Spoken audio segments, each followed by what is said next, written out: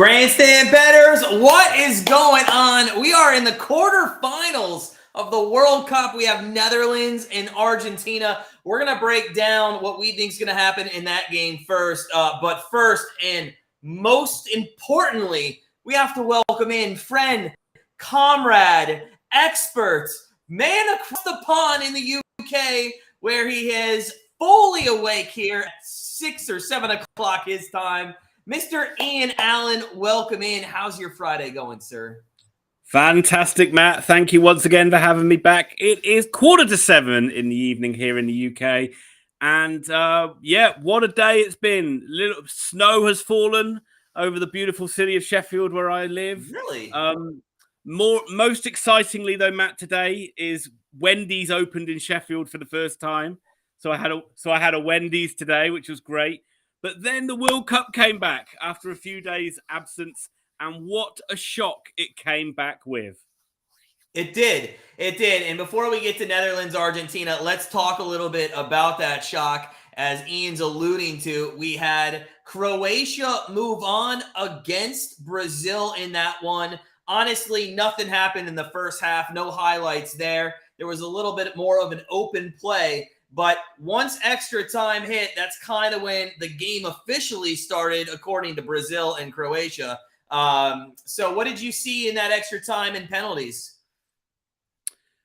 I saw it as a game. I mean, the game just got more nervy and more tense the more it went on. You've got this situation between sides, kind of, do they want to really go for it and risk leaving the door open to lose late on? So you've always got that balance. But I thought that you saw Croatia kind of do this job where they're very hard to beat, very disciplined, very solid, and they really frustrated Brazil and made it a tough game. But then Brazil find a bit of quality. They get this goal through Neymar with a beautiful passing move, which really cut Croatia open. And they actually finally then got behind Croatia's goalkeeper, who made some great saves. But then it looked like Brazil were going to find a way to get through. 1-0 up. It's not often you lose in extra time when you take the lead. But then Croatia, who are impossible sometimes to dislodge from these tournaments, did find their equaliser. It didn't look like it was coming. Massive deflection on the goal from Petkovic, and which never was going to go in until it got that deflection. And then we got to penalties, and Croatia go through on penalties. The favourites are out. And that has opened up this game today between Brazil and Argentina, who will be thinking that they've got a massive opportunity to get through to the final. No disrespect to Croatia. To be honest, I think FS1, and that's the channel that most Americans would watch us on, Fox Sports here in the United States. A little part of me thinks that they're shitting their pants right now because we have a game ahead of us where they could lose Messi. And if they lose Neymar and they lose Messi, and and Spain is out, and Ronaldo could go out, and Mbappe could go out, you could have a semifinal situation that nobody who's a fair weather fan really gives a shit about, quite honestly. Yeah, I mean, it's going to be a bit of a... They're not going to be too happy, are they, if they lose their key marquee players? And obviously with the Portugal situation, with Ronaldo, who's kind of been benched as well, you are kind of rapidly losing their stars. But that is what sport is all about. It's all about shocks. It's all about upsets. We don't want things to be just mainstream and one-sided. And I got to say, if there are any people watching, like Croatians or Croatian fans watching, you should be incredibly proud of your team. What a great performance. You somehow keep finding a way, keep digging in, but you keep progressing. And who knows, it might be your time to win this World Cup for the first time ever. Yeah, and that Croatian family includes my wife and hers, and they won't let me hear the end of it. Just nonstop. But this Croatian team, we talked a little bit off air, they're just a grinding team. I mean, they're not a team I think anybody really wants to play moving forward. From a betting perspective, the under of all their games looks fantastic in 90 minutes because they are not aggressive, but they also have a great defense behind them.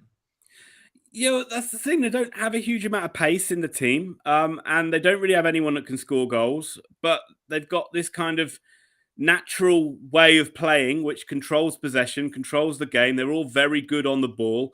I think they got it's so weird. It shouldn't work. They've got a midfield that sits way too deep.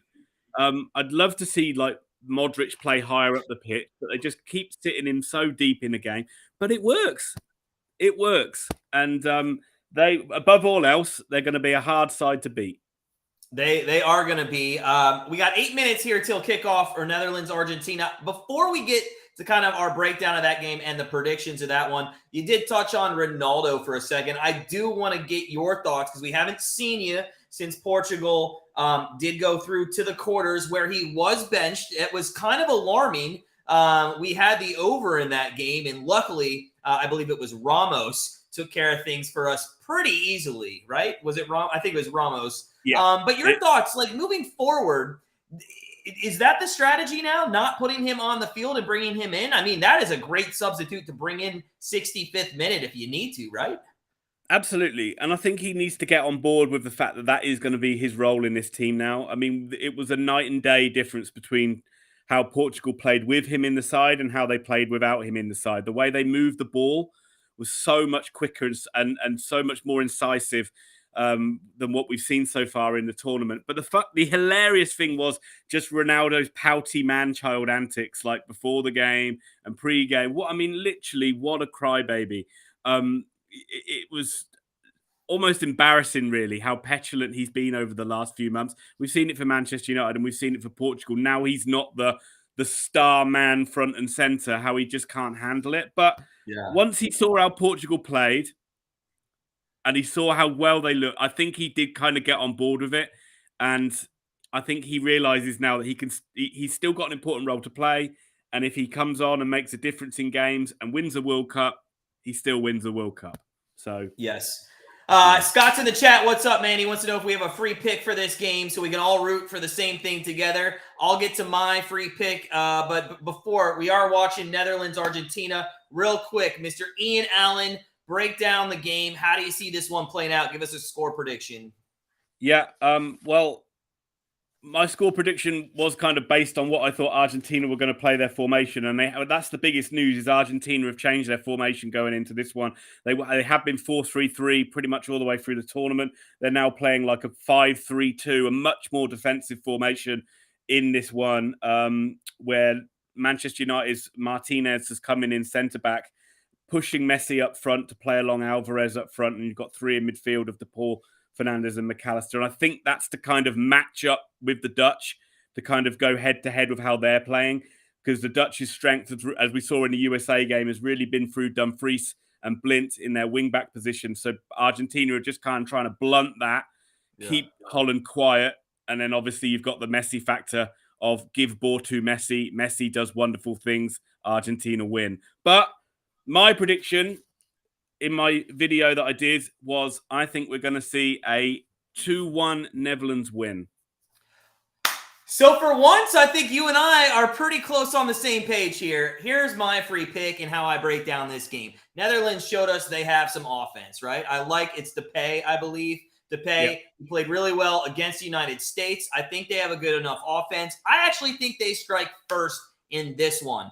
And I think they go out to a 1-0 lead going into halftime. I think they're going to get out to a 2-0 lead. But Messi is not going to go quietly into the evening in his last World Cup. He's going to put one in around the 77th minute. It's going to be 2-1 Netherlands here. And Messi's going to have maybe one or two cracks at it late.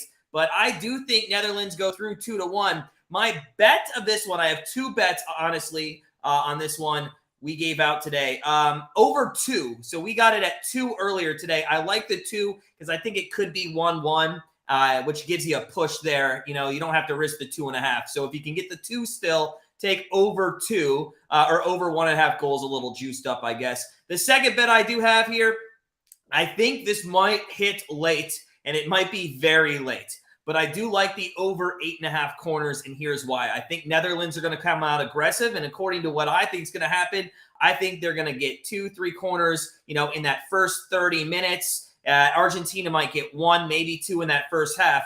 But if Netherlands get up and it's late, I expect Argentina to push everybody forward, and they will get 3, 4, maybe 5 corners within the last 10 minutes of the game if they're losing. So I do like that bet as well. Both of those are on our member card. We're listening to the anthems at the moment. We're almost underway, but Ian, yeah, I agree with you. I think there's good value today on Netherlands to advance regardless of just winning in regulation, but to win maybe if it does go extra time.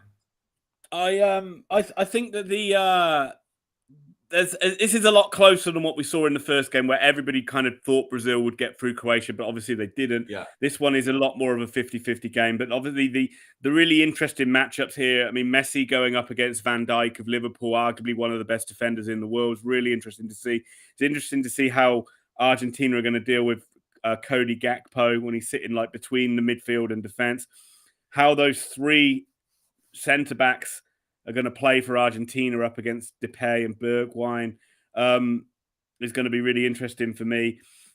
But also the first goal, I think, is going to be crucial in this one, Matt. And I think if Netherlands get it, I think Argentina are going to really struggle. If Argentina get the first goal, it then makes Netherlands come out and do something different. They've never been behind in this World Cup so far.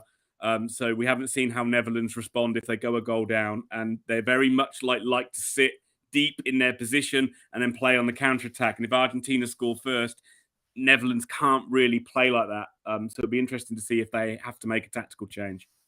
Yeah, I think I agree with you on all points there. Guys, if you're in the chat, number one, if you haven't met Mr. Ian Allen, you need to do so. Head on over to his YouTube page. It is at Ian OUFC. Go check it out. Subscribe. Smash that like button if you haven't already. And also put your bets in the chat. I want to know what you guys are betting on and what you think the final score prediction. Who advances in this game? Make sure to take the poll. One last question as we're at commercial break, just moments away from kickoff here for you, Ian. If the Netherlands do score, because I am a little bit surprised on the formation as well when I looked at that, putting it in for the little ticker at the bottom, it was surprising the way they set up. Do they change anything immediately? Do they stay with the game plan? Is there anybody that might come off the bench to maybe change out a defensive tactic? Yeah, I mean, they must have talked about it. They'll have a plan B for sure. Just looking at who Netherlands can bring on. I mean, the biggest one they made a change themselves. They played Klaassen, or they've been playing Klaassen quite a lot so far. He's been taken out of this game, so they can bring him on if they need it. They've got a big tour striker on the bench called Weghorst, who's been good in the Bundesliga, wasn't so good when he came to Burnley, but he's someone that they can bring on, and he can be a bit of a target man up front for them. So for sure, the Dutch do have options from the bench. It would just be more interesting to see how late in the game it is before they change tactics. If they're 1-0 down, I expect them to just kind of sit in and play how they have been, and then maybe go for it late. But if they go 2-0 down, then they'll really radically have to change it. What's the reason, I think we did kick off. Just kicked off in this one now, yeah. What is the reason? Because you mentioned Klaassen, Bergwijn there. Yeah, so Depay goes to midfield, even though he was at striker against the United States. But Bergwijn, I thought he was a midfielder. I've got Memphis Depay playing up front with Steven Bergwijn and Gakpo in behind. That's how we've got it. That's how BBC have lined it up. We'll see I have the other way. I got Gakpo and Bergwijn up front and Depay there in the middle. So, Well, I think they might rotate between the three, but usually Memphis is an up front kind of guy because he uses his pace to get in behind quite a lot. But also Gakpo, extremely fast player, but usually more of a playmaker. So it makes more sense if you drop him back. But I was surprised. I thought Klaassen had a great game against the States. So I was surprised to see him come out, really. Maybe he's got a little bit of an injury. For sure. Welcome in, guys. A lot of new people joining. Smash that like button if you could. It is quarterfinals. We're underway here early. Second minute into this game, and it should be a good one. I'm excited. Obviously, if you're not watching live, stick with us. We'll do play-by-play as much as we can and some live reactions in good spots. So team colors, if you are watching on FS1 in the States, Obviously, Netherlands in orange going left to right, and Argentina going right to left there. This could be Messi's last World Cup game ever, and it's kind of I don't think we talk about Messi enough because it's just kind of a given. He's the best ever. Who would you say historically would be better than him? Pele? I mean, it's always very difficult to say like who's the best ever, but in soccer, you've kind of got the two that really stand out are Pele for Brazil and Maradona for Argentina. As Argentina do break a line, I think they've got Alexis McAllister running forward. He's got Acuna on the left-hand side. Good ball in, but Dutch clear that one away. That was Argentina's first kind of chance they had at running at this Holland defense, and it's cleared. But Maradona and Pele are the two kind of real standout ones there. Holland also had like one of the best ever players ever in Johan Cruyff. And there's been a few other ones. I mean, going way back in the day, Hungary had a guy called Puskás, and he was like pretty exceptional. But those are the kind of main ones. And then really in the last few years, it's been Messi and Ronaldo who've just had like ridiculous standards for the last 10, 15 years with the number of goals they've scored has been unreal, really. Now, if I'm not mistaken, Neymar passed Pele today, right? He had a goal. Neymar passed. Did he? Yeah. Yeah, I mean, he may do. I mean, they play more international games now than they did back then, and so that's not a surprise. And Neymar, but Pele is like, his stats are like absolutely ridiculous, especially like I think he won. He either won 2 or he won 3 World Cups. That's crazy. Yeah. That's crazy. Yeah, now, the only thing I don't like, it's harder for Americans to look at these great players on soccer teams. And all right, I know Ronaldo scores a ton of international goals, Messi as well. But is that because they're the only option of the team? I mean, it looks like Ronaldo coming off the pitch. I mean, it's like Ramos had a great game last time. Are they ball hogs, or are they just in the right place always at the right time shooting the ball? I mean, what is it that makes them, better than the other 11? Well, other 6 probably, forwards or midfielders on their team. I will just say before I answer it, we may be in a lot of chat here, a lot of casual chat in this one, because I do expect this one to be a little bit of a slow burner.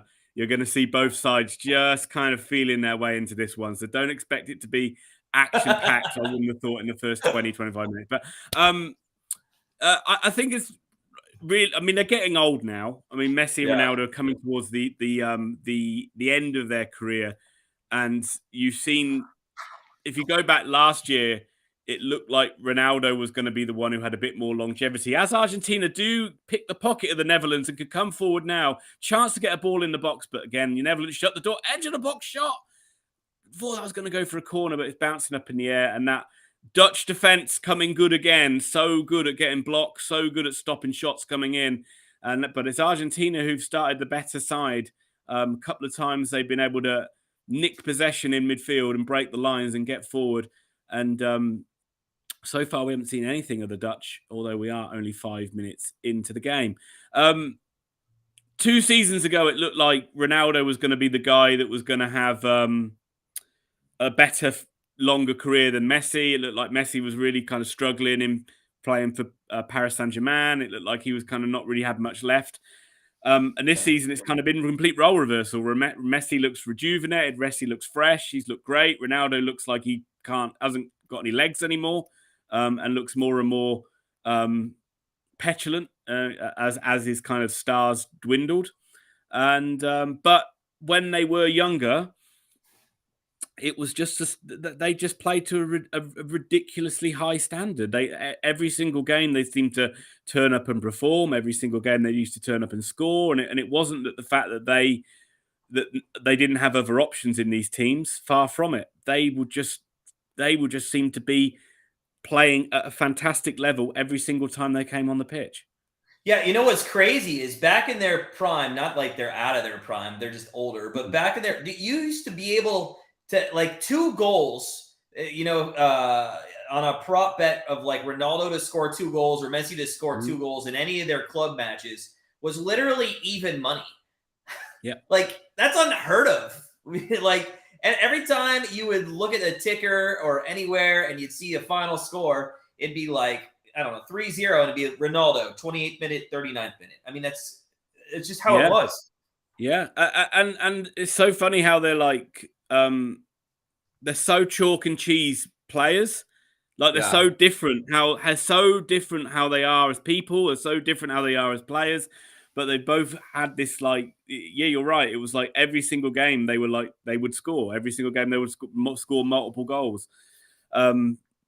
It was absolutely crazy, really, how good their standards were. It's really weird how both of them, when they were Messi at Barcelona and Ronaldo at Real Madrid, it was always like seemed to be Barcelona would win the La Liga and Real Madrid would come and win the Champions League.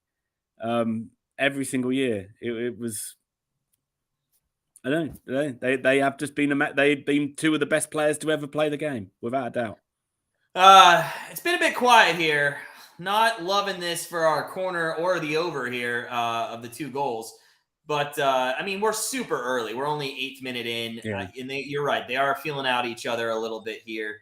I'm not seeing too many shots. Netherlands is, if you're going to take the far more timid team, I believe it's the Netherlands at this point. Yeah, well, I think Netherlands are kind of, they really want the side to kind of, oh my God, that was a really dodgy bit of goalkeeping there. That was very, very lucky on a back pass where he's played the ball back to the goalkeeper.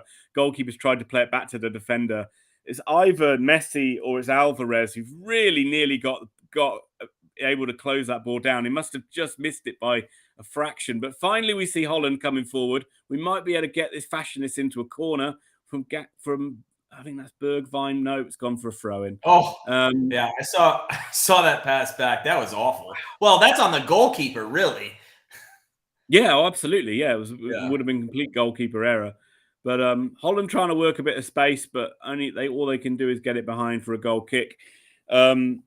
Yeah, Holland really want Argentina, would really like Argentina to come out and play high and press them, and then they can win the ball off them and break. Argentina probably aware of that, being a bit cautious themselves, not overcommitting bodies, and kind of not really going out to press Netherlands when they're in possession either. So it does make it a little bit slow and ponderous, whilst both sides kind of figure out the best way to score goals or get attacks. You know, we talked about this a little bit last week about how I stopped betting future bets on Netherlands just because of how disappointing they've been over the last, whatever of my lifetime. Watch them just win this year after I finally gave up on them. It's always the way, isn't it? Isn't it always the way? That's why you have to keep betting these things. I went through a little spout of doing a bet, and it was always really good odds. And I always just used to throw a few bit of pizza money on it, of betting a red card and a penalty in the same game. Yeah. And I'd do it and do it and do it. It'd never happen. You can guarantee the first time I didn't do it, red card, penalty. What is something like that? What are the odds on something like that? As Argentina come forward with a cross into the box, it's going to come out to Messi on the edge of the area. First chance to see him. He plays it wide, and that's a horrific cross into the box. I think that's Molina out there in the right wing position, or it's Acuna. I'll have to just see.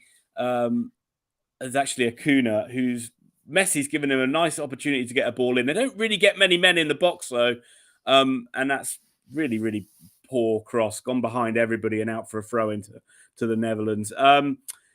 In English, you'd have to do the conversion yourself, because on our odds betting, it would be something like 14-1, 18-1, depending on the teams. Okay. Well, I mean, 18-1 is still the same, 18-1. Well, I don't know. I know you do money line, plus whatever. Oh, yeah. But I mean, that'd be plus 1,800. Yeah, plus 1,800. Oh, okay. The easy thing to do with our different, if you're 18-1, I mean, at 1,800, you just drop it. You put a dash where the 2 zeros are, and you just drop and you put a 1. That's how it converts. Really. Okay. Yeah. I mean, it's little bets, just a little silly bets I do, really, just to kind of make the game more interesting. 18-1 though, you put 10. I mean, that's a good. No, I don't put much. No, I don't put much. I literally just put I mean, your idea of pizza money might be different to mine. Maybe pizza's cheaper in the UK, but I think maybe I should say bubblegum money. I think, though, we're all wondering, as you announced before we started this stream, and guys, welcome on in. I see a lot of new people joining us. Give us your score predictions here. It's 0-0 early on. Argentina or 0-0 for those of you maybe not in the United States. But before we came on air, Ian, you announced that Sheffield, where you live, has now opened a Wendy's, and you got Wendy's. I think we're all wanting to know what you got from Wendy's today. I'm gonna have to have a look now. I haven't had Wendy's. And how much money? How many quid did you spend, or pounds? Yeah, I mean, buying for me and the good lady. So it was, it ramps up. So I had a. Do you have the same menu? I don't know. It's called Dave's Double. Oh, we have a Dave's Double. Yeah, we have a Dave's Double. Yeah, I had that meal, and as nice. as we work, as me and my wife work night shift together, we decided we'd finish the shift, go into the city centre, have a Wendy's, and that was like our kind of that became our like evening meal, if you like, at like 10 o'clock in the morning.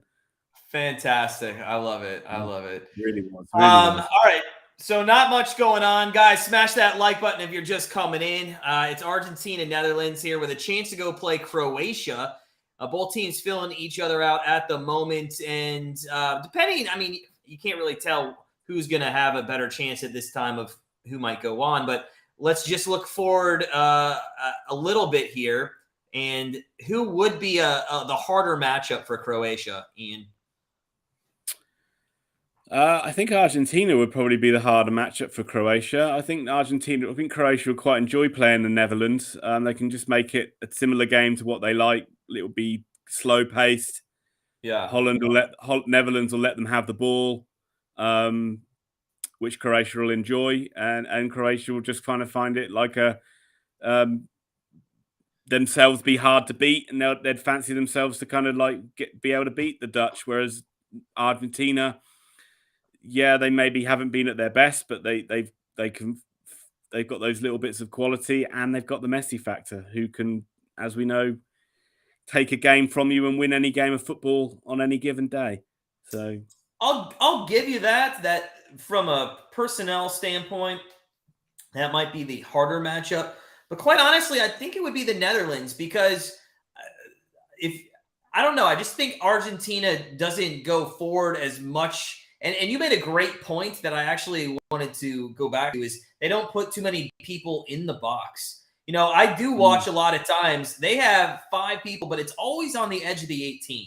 That's always where they are.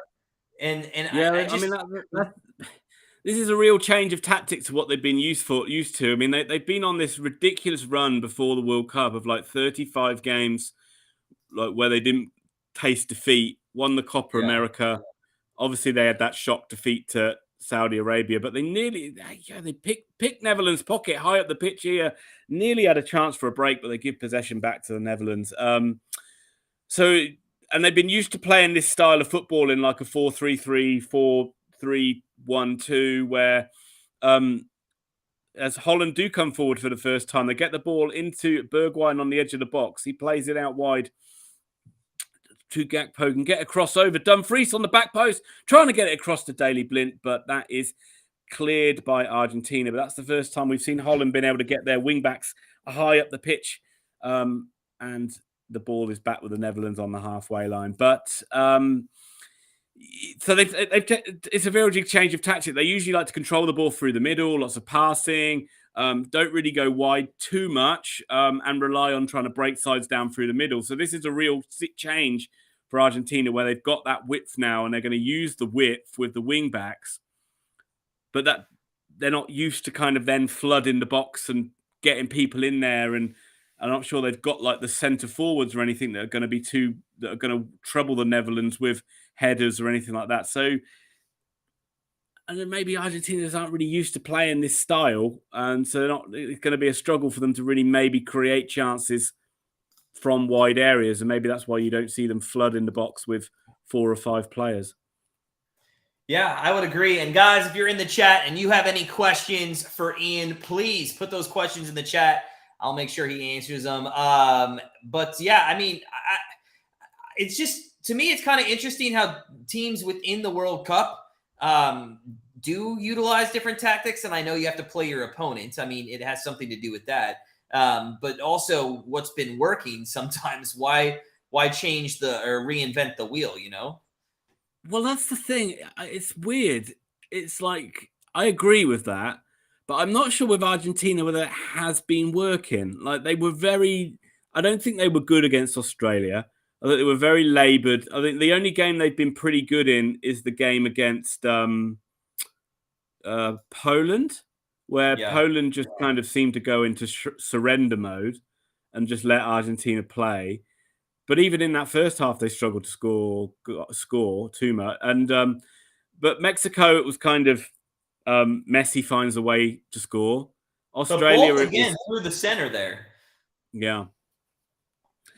Against Mexico, it was Messi producing a bit of magic. Against Australia, it was Messi producing a bit of magic and then a goalkeeper error. So I feel Argentina kind of felt they maybe had to change something because the tactics hadn't quite been working. I guess my argument, and just for argument's sake, would Yeah, be fine. we'll just let Messi win the World Cup for you. I Yeah, mean, but that still might be the case. I mean, maybe he's still gone in with that tactic, but he's thinking that, well, let's just contain the Dutch so they can't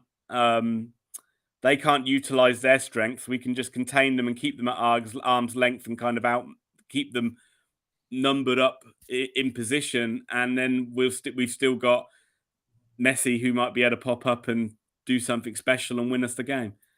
do you find it weird, or maybe it's just Netherlands defense? Do you find it weird? Messi, I don't think's had too many touches this game. No, not really. They haven't really been in possession a whole bunch. But yeah, he's not had two. He's had one run earlier on where he got the ball and he played that ball wide. But yeah, he's not had too many touches.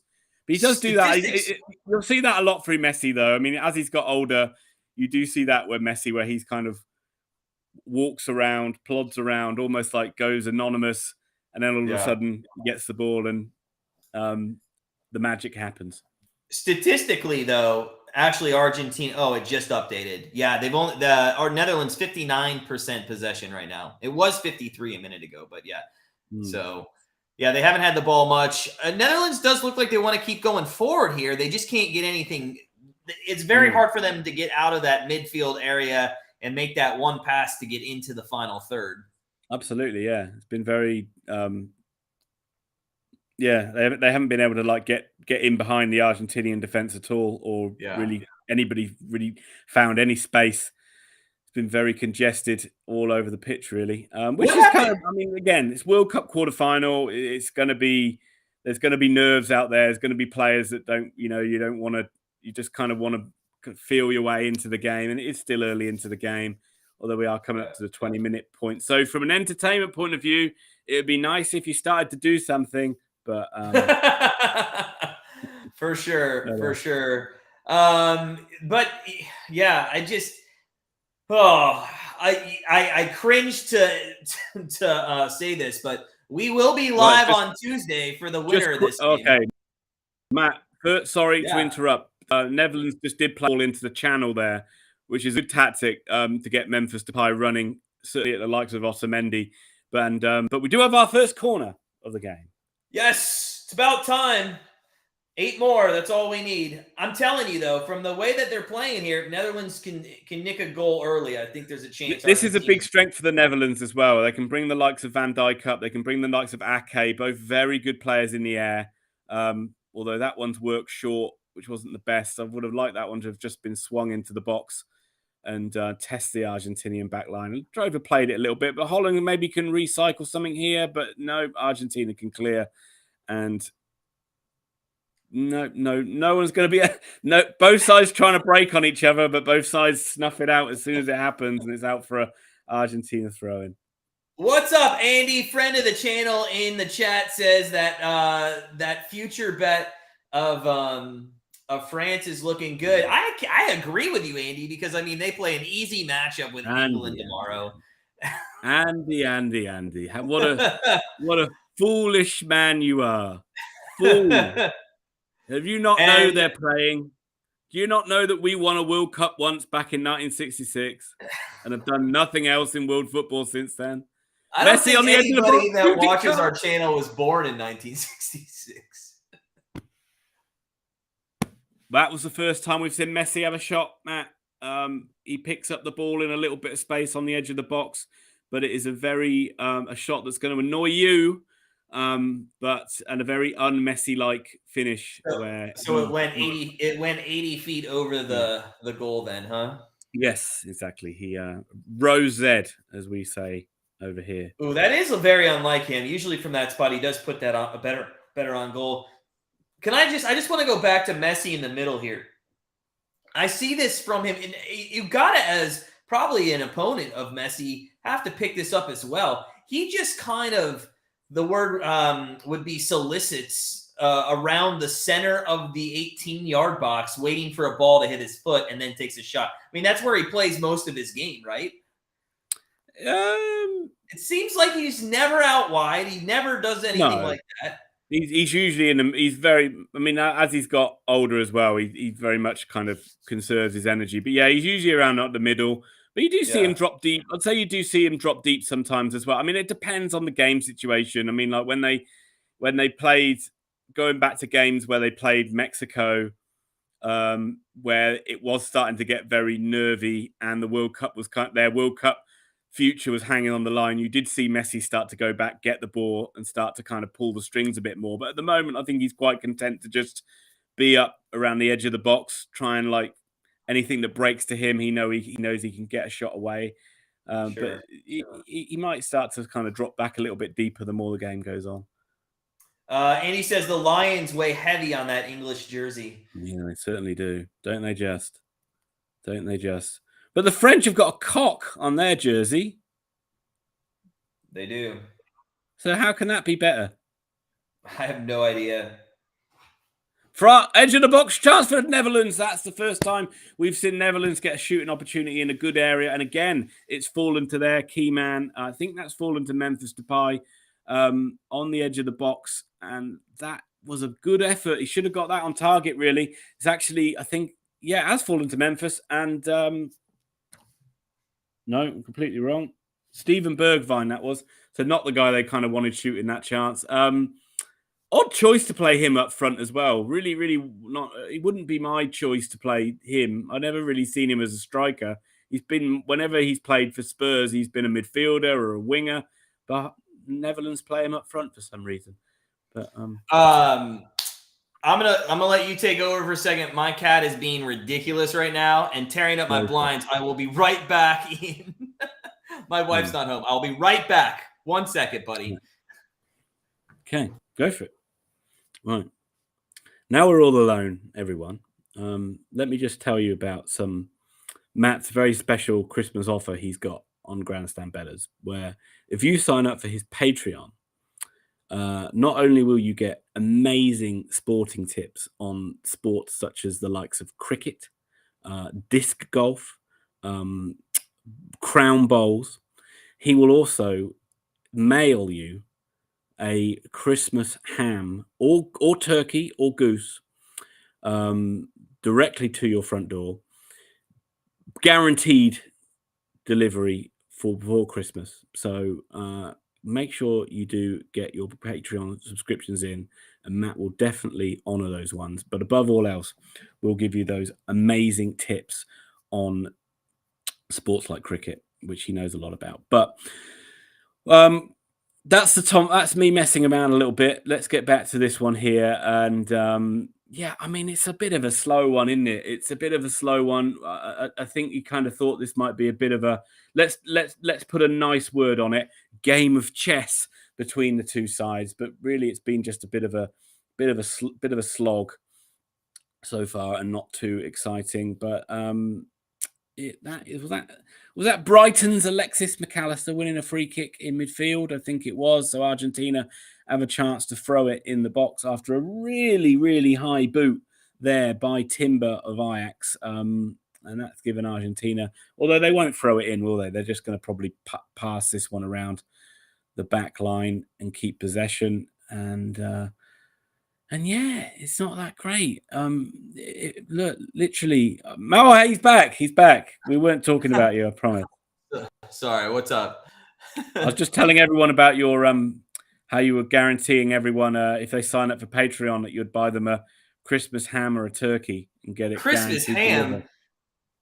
By the way, that's a hot button subject in our household, because somebody, maybe not in our household, but I've seen people say they're getting a Christmas turkey. No, people, if you're out there buying Christmas turkeys, what are you doing? Come on. This is an America UK thing, though, isn't it? Really? Do you buy? We don't have Thanksgiving. We don't have Thanksgiving, so traditionally here, Christmas dinner is a turkey dinner. Yeah. So. Well, great. Now somebody's knocking at my door. They can wait. So that's. I mean, this is. You can tell this game's riveting that we're on Christmas dinner. Yeah, this is a really boring game. If you guys are out there, out of sympathy, if you could smash that like button and ask any questions in the chat. Personal, anything about Ian that you want to know, his social security number, anything. I'll be honest with you. I'll tell you everything. I'm going to throw in my tenuous stat for the day here, Matt. My tenuous link. So just to my YouTube channel is called, here's a plug, Ian OUFC, and the OUFC stands for Oxford United Football Club, which is the football club I support in English League One, which is way down the football pyramid, but hey ho, that's the side I support. And there is a player in this Argentina lineup, Emi Martinez, the goalkeeper, who actually played one game for Oxford United on loan back in 2012. Okay. He played one game. So there is an ex-Oxford United player in a World Cup quarterfinal. So that shows. Nobody cares, Ian. Nobody cares. Number one, because Oxford United's not good, and we all know that. Well, how can they have the Argentina #1 goalkeeper if they're not very good? I have no idea. There you go. You can't answer that one. But this is my tenuous bit of football trivia for the day. This is getting pretty ridiculous. This game. Yeah. There's a good ball. I know I'm behind you, so I can tell nothing went on. Got to get the bag. Cornish hens, whole chicken for Christmas. There we go. Really? Cornish hen? To be fair, so now we don't do any ham, any turkey, anything. The Croatian thing in our family is to do, it's at midnight. Check this out. At midnight, you start cooking sausage, and you have like sausage and cheese at like 1 o'clock in the morning. And it's ridiculous. It's, first off, when you hit a certain age, that's way too late. Right, we got a bit of Argentina coming forward, trying to don't take this the wrong way, trying to probe the Netherlands here. But, that probe is not doing a good job. Yeah, this is, God, goodness me, this is slow. Yeah. Yeah, well, there you go. This is literally just part. This is the Simpsons parody of soccer, isn't it? Epitome. Yeah, back and forth. Yeah, I think what would really help this game out is if somebody could nick one, and then that should open the game.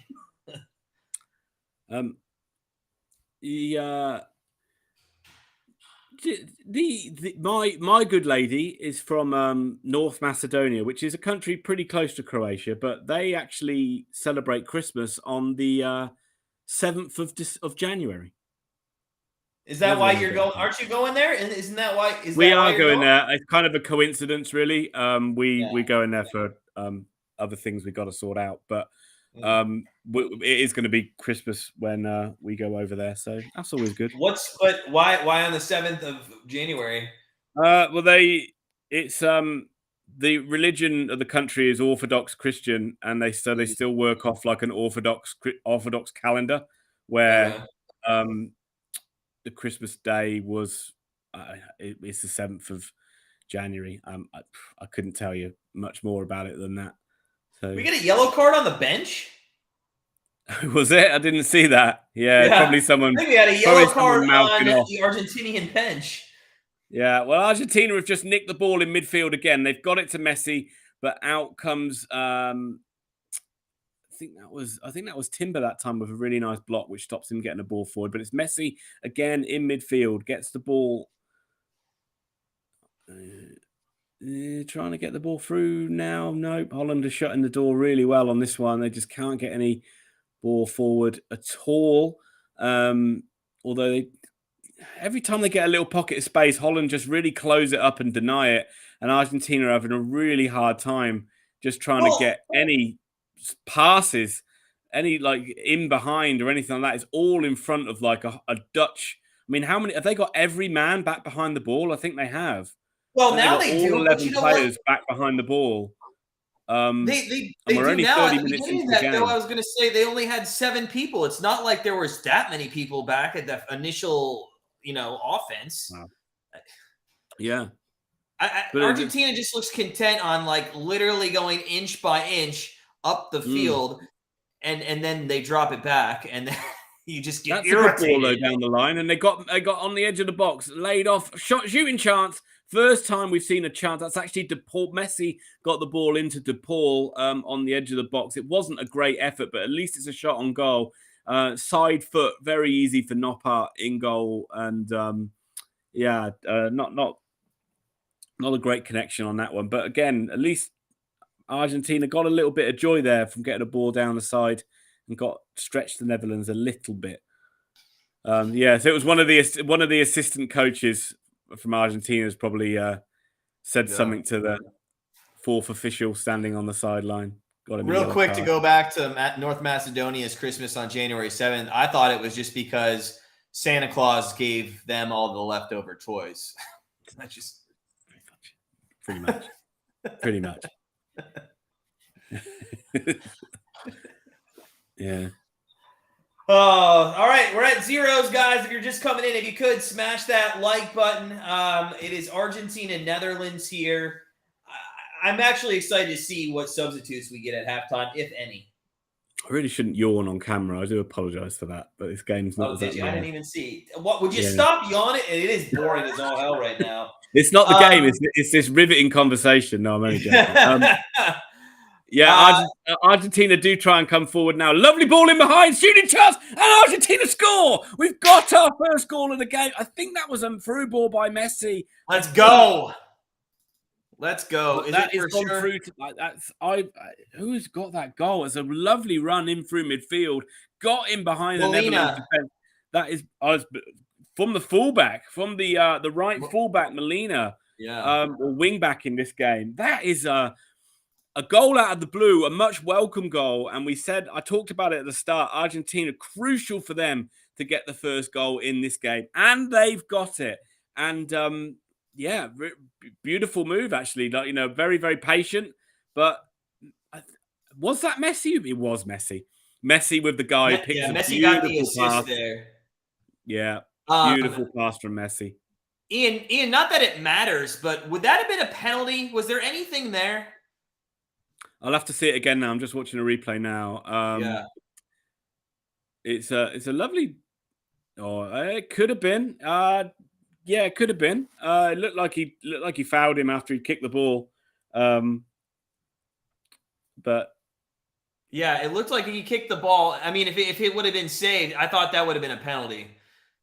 It doesn't matter. It's a great ball through by Messi. They probably would have checked it on VAR, and then it would have been in the lap of the gods as to what the decision would have been. But great. This game needed it. Hopefully that opens it up a little bit now. Yep. Hopefully we get a bit more excitement in this one. The Dutch kind of have to force the pace of this one a little bit now, which then leaves them a little bit suspect to Argentina picking them off. But again, this is like the only thing you would say is with Croatia beating Brazil, the downside of that is we have been kind of that what looked like it was going to be that juggernaut semi-final of Argentina Brazil has been taken away from us, which is a little disappointing. Would have been great if the tournament had that, but Honestly, and we will be live for both semifinals and the final. The next great matchup on paper, in my mind, is probably only going to be the final, because even if England comes through, I mean, it's Portugal and Morocco on the other side, which aren't extremely massive sides. And I think Morocco, honestly, is a live dog in that game against Portugal. Absolutely. I believe, yeah. Why not? Morocco that's the game of their lives again, isn't it? They're gonna they'll put everything into it. They'll make it extremely difficult, and they'll try and do what they did against Spain. But don't discount Morocco from an attacking point of view. They've got a lot of pace on the counter-attack too. Let me tell you, though, why I hate upsets this late in the tournament. And it's not because, like, I want to see Neymar keep playing and I want to see the great matchups, but actually at the top of the list, it's because I hate to see teams win championships where they maybe didn't play the hardest teams. And I know the argument there is, well, if they were the hardest team, then they would have beaten Morocco. Yeah. But you know what I'm saying? Like, I don't want France, if they get past England and Morocco was to go against Portugal, to be like, okay, well, now France is playing Morocco to go to the final. And then let's say Netherlands was to win this game and then they beat Argentina, and then France played Netherlands and they won that. I mean, it would feel like a very diluted World Cup championship. Yeah. A little bit like 2018 was like that, wasn't it? It wasn't the strongest lineup of teams. Well, that's why England was so good. Got lucky. They did get a lucky draw. Absolutely got a lucky draw. I mean, the harder game was in the last 16 where we played Colombia, which is a very difficult side, and then to play Sweden in a quarterfinal, that's like a great, fantastic opportunity. And then we'll always be forever kicking ourselves that we didn't beat Croatia and could have had our chance of getting in a World Cup final. That Croatia team, man, just nitty gritty. That's all they do. Just 3 minutes left before the end of their championship. Euro 2021, or 2022, or Euro 2020 for England ended up in a final, beat Germany, which was the hardest game in the last 16, then got Ukraine, then got Denmark. So again, the draw opened up for them nicely. Yeah. But all right, 30. They'll have to do well tomorrow if they. 39th minute here. What do you think Netherlands does in the remaining 5+ stoppage time? You just think they're gonna be content going in it, or are they gonna take some chances here early? Argentina with another chance here. They got the ball on the edge of the box. It is Messi twisting and turning. He does get his shot away under, as to use an American football term, duress from Nathan Ake, but it is straight down the throat of the goalkeeper. But once again, we've seen that a lot in this first half so far, where Netherlands have been forced to play out from the back. They've been sloppy. Argentina have picked them off, and then they've got a chance to get in on goal. That was another opportunity then. Netherlands, not a very good first half at all from the Dutch. They've been very poor, apart from a couple of times where we've seen them get up the pitch. Trying to get an attack going now. They've got Dumfries on the ball, and that's going to be a free kick to the Netherlands on the corner, like just on the right-hand side. That's Gakpo, who's won that free kick against, I think it might be against Martinez. No, it's Fernandez. But a chance for Holland to get a ball in here. It's like sort of wide on the right-hand side. Good opportunity to swing that in. I hope they don't overplay this. Get this ball into the penalty area and get one of your big centre-backs trying to get a header on this one. But to get back to your question, I think that it's very important, as I've said in previous games, that the Netherlands don't try and overcommit now. If you go in 1-0 down, that's fine. You're still in the game. If you go 2-0 down, that's like a disaster. So 100%. I mean, we saw this in the U.S. We were literally on air with a minute left to go in the first half and said, you just can't concede one. And what did they do? They just conceded one, and that was the end of it. Ball in was a good ball in, actually. But it was good defending by Argentina. It looks like a bit of a clash ahead. So some players are down injured. Big scramble in there as well. Bodies flying everywhere. But importantly for Argentina, they conceded the goal. You're absolutely right. Yeah, we talked about it in the USA game. I think also England-Senegal was like that too. Senegal played a decent first half. They went 1-0 down, and then switched off. They let England get up ahead of steam, and as soon as like the second goal went in, it was game over. And I think we there was a lot of that in these games. In this last 16, there was a lot of times where the bigger name team kind of just they got that second goal, or in the case of Portugal and Brazil, they got that third goal and just killed the game off really, really early. There's been also a trend in this World Cup of a lot of big name teams scoring early and then kind of sitting back too much and not being aggressive to get that second goal. I mean, we saw, Japan do that twice, I think, where they came back to win, or maybe it was Japan once in South Korea. But, there's been a lot of comebacks in games where I wouldn't be surprised if Argentina concedes next year, and quite honestly. You could see it. I mean, again, then Holland, that's a good ball in. That's a great ball in to believe that might be Gakpo or Bergwijn who's got that ball in a bit of space. And again, Holland have a chance to win a free kick pretty high up the pitch. Yellow card for Argentina. And just to see who that's for. Yeah. No, it's actually for a Dutch player. That must be for dissent. Because that is... I don't know what's happened there. If Argentina... Did Holland think they were going to win? Oh, no, he's just gone up and pushed Timber on the Netherlands. So that was a stupid booking because Netherlands won the free kick and then Timber's just gone up and just pushed him in the chest. Silly thing to do, but Acuna has received a yellow card as well for Argentina. But really dumb thing to do because those are the sort of things you could get a red card for if you raise your hands and push somebody. And although it's doesn't look that bad, you shouldn't really do it. And we've seen players get sent off for seemingly pretty innocuous acts of where they've raised their hands and officials have seen it as aggressive play and sent them off. But, so yeah, not the smartest. Quite honestly, there's been a lot of disagreement with the referee. I know we haven't had too much action, but I've seen a ton. The bench, I forget who got carded on the bench. Is it? It was an Argentinian coach. Or Argentinians. They've been upset for the most part, but now that they have a goal, I mean, they probably don't care as much. Yeah, I mean, it's kind of to be a stereotype, but Holland with a chance to... That's a good ball in. Someone's got to get on the end of that. It's good defending, but Nathan Ake with a horrific header trying to keep that ball alive. We'd have been better off just letting it bounce behind for a corner, and Argentina can hack it clear. And why couldn't we get a corner? Come on. Right the way back now, and Holland play a hopeful ball up the top of the pitch, and that is another yellow. That looked like blatant handball from in the box in there from Romero, Spurs defender. He looked like he just literally punched that ball out of play. Yeah, he did. Volleyball. Did he really? Out. Yeah.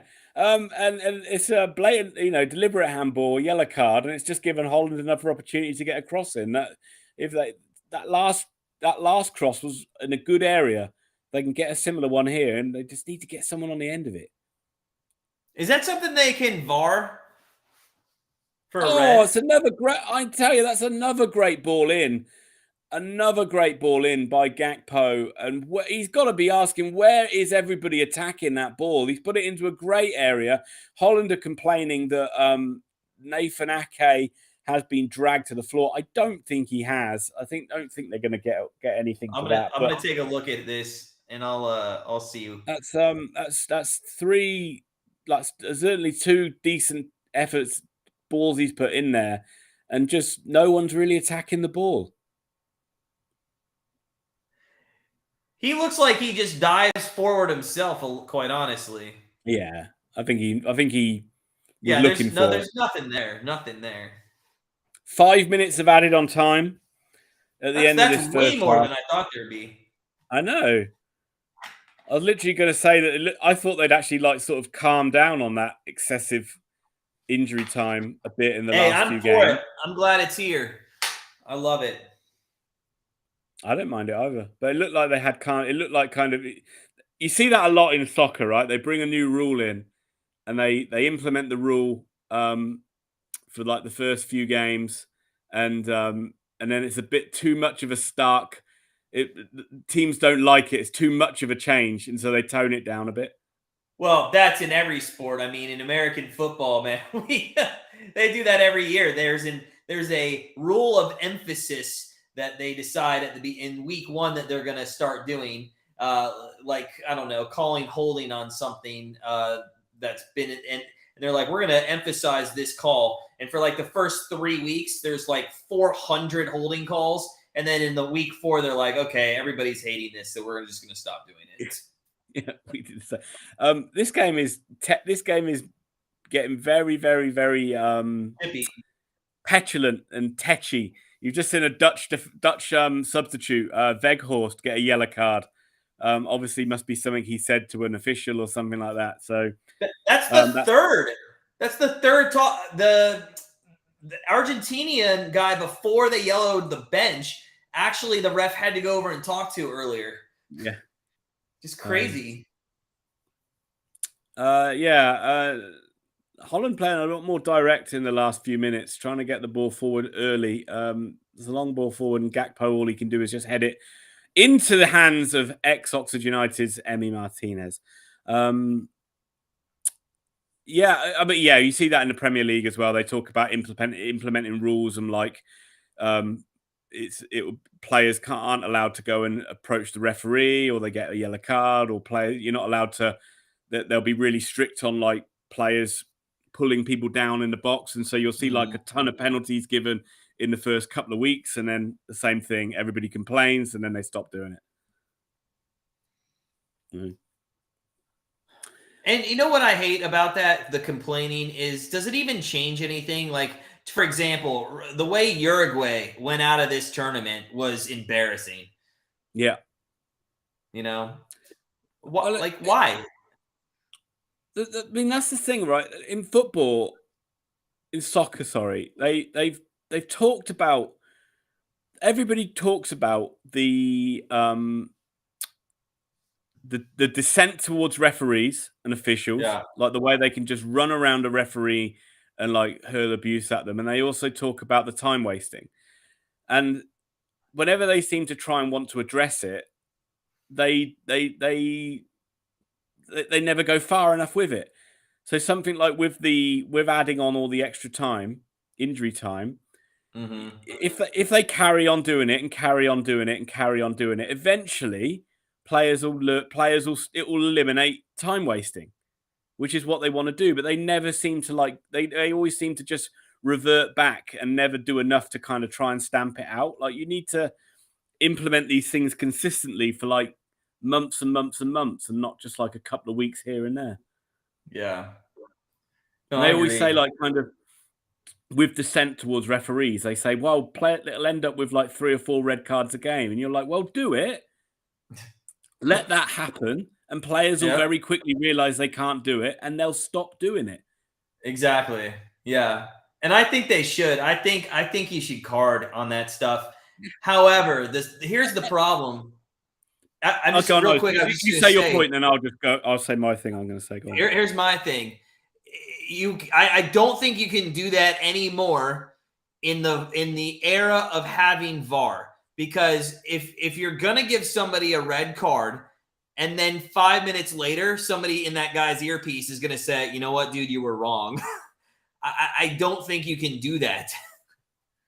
Yeah, but it's but these things aren't just like these things are situations where a decision goes against a side. They all swarm around the referee. They're in his face. They're trying to get a guy yellow carded or get a guy booked. And it's not a good look. And it happens all the way through football, from the top to the bottom. I see it every week watching Oxford. It happens. And literally, if you play football, even I remember even going back like a while now, but just playing like casual, friendly 5-a-side games, you see people, decisions go against them. People start shouting at the referees. And that's in like friendly football. That's not even like anything like professional or anything like that. And you see it in kids football, you see it in youth football. It's just a really bad thing that just is in soccer that they don't ever seem to want to eliminate. And it's like something that's all the way through every single tier of the game that you look at, and it's not a good. And every other sport, you don't have that. Every other sport preaches kind of like a respect to the officials. Oh, but that still never happens. That still never happens. Yeah. We'll dive into this more in the second half, because the way that this game has been, it's going to give us plenty of opportunity to talk about absolutely nonsense. But there has been a goal. The Argentinians, they are up 1-0. Molina from Messi in the 35th minute. We are at halftime. We're going to take a quick commercial break. We're going to fix a cup of tea, or it is night time for one of us. But we will be back soon, guys. Stay with us. It's halftime. Argentina 1-0. We will see you in a little bit.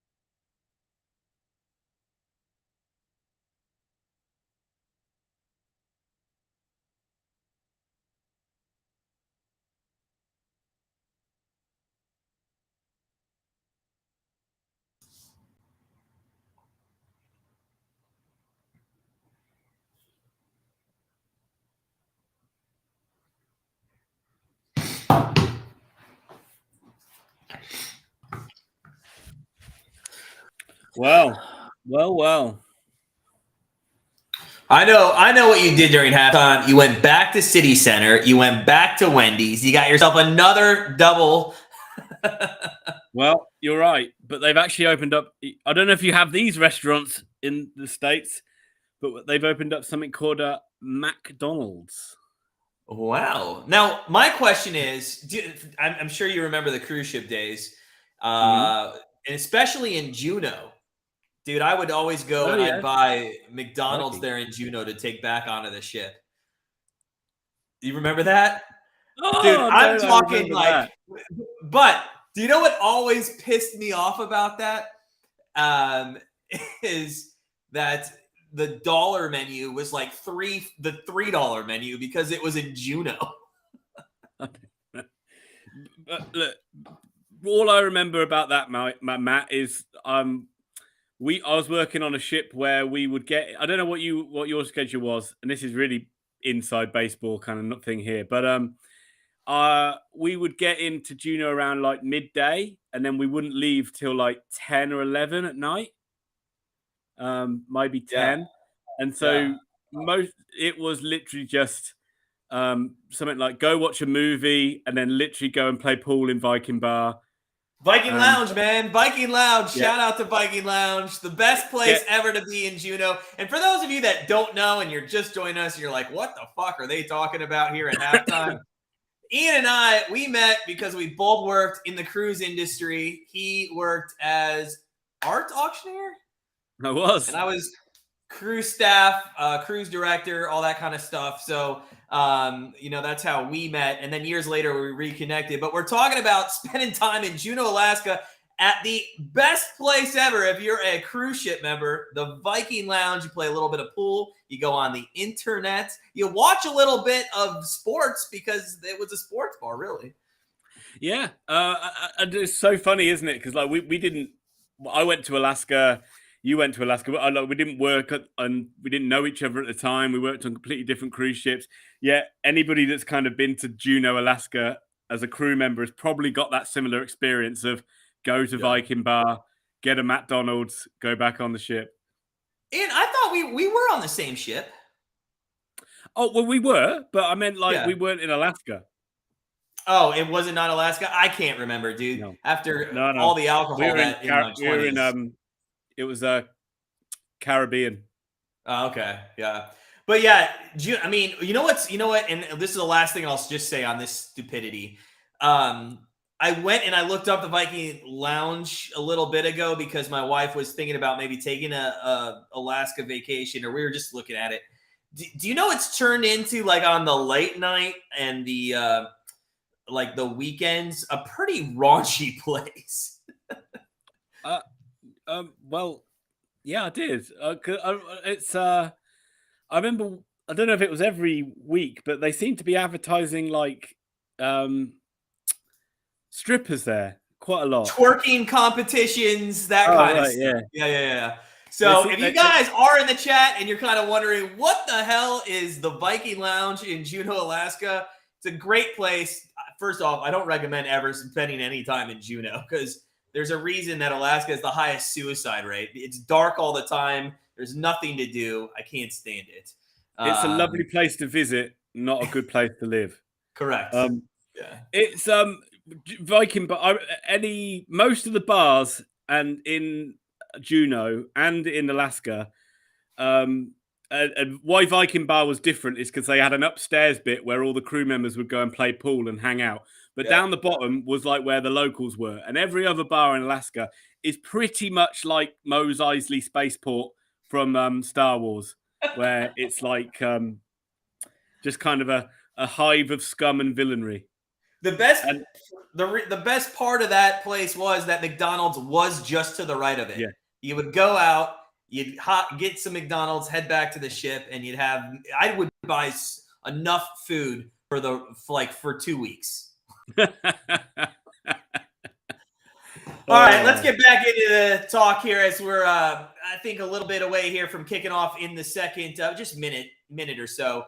All right, here's my take. You tell me after I talk about my take what you think, Ian. But unless the Netherlands become a little bit more aggressive here, Argentina is going to be fine sitting back with that formation, being that, as you call it, the Simpsons style of passing, just back and forth from that meme.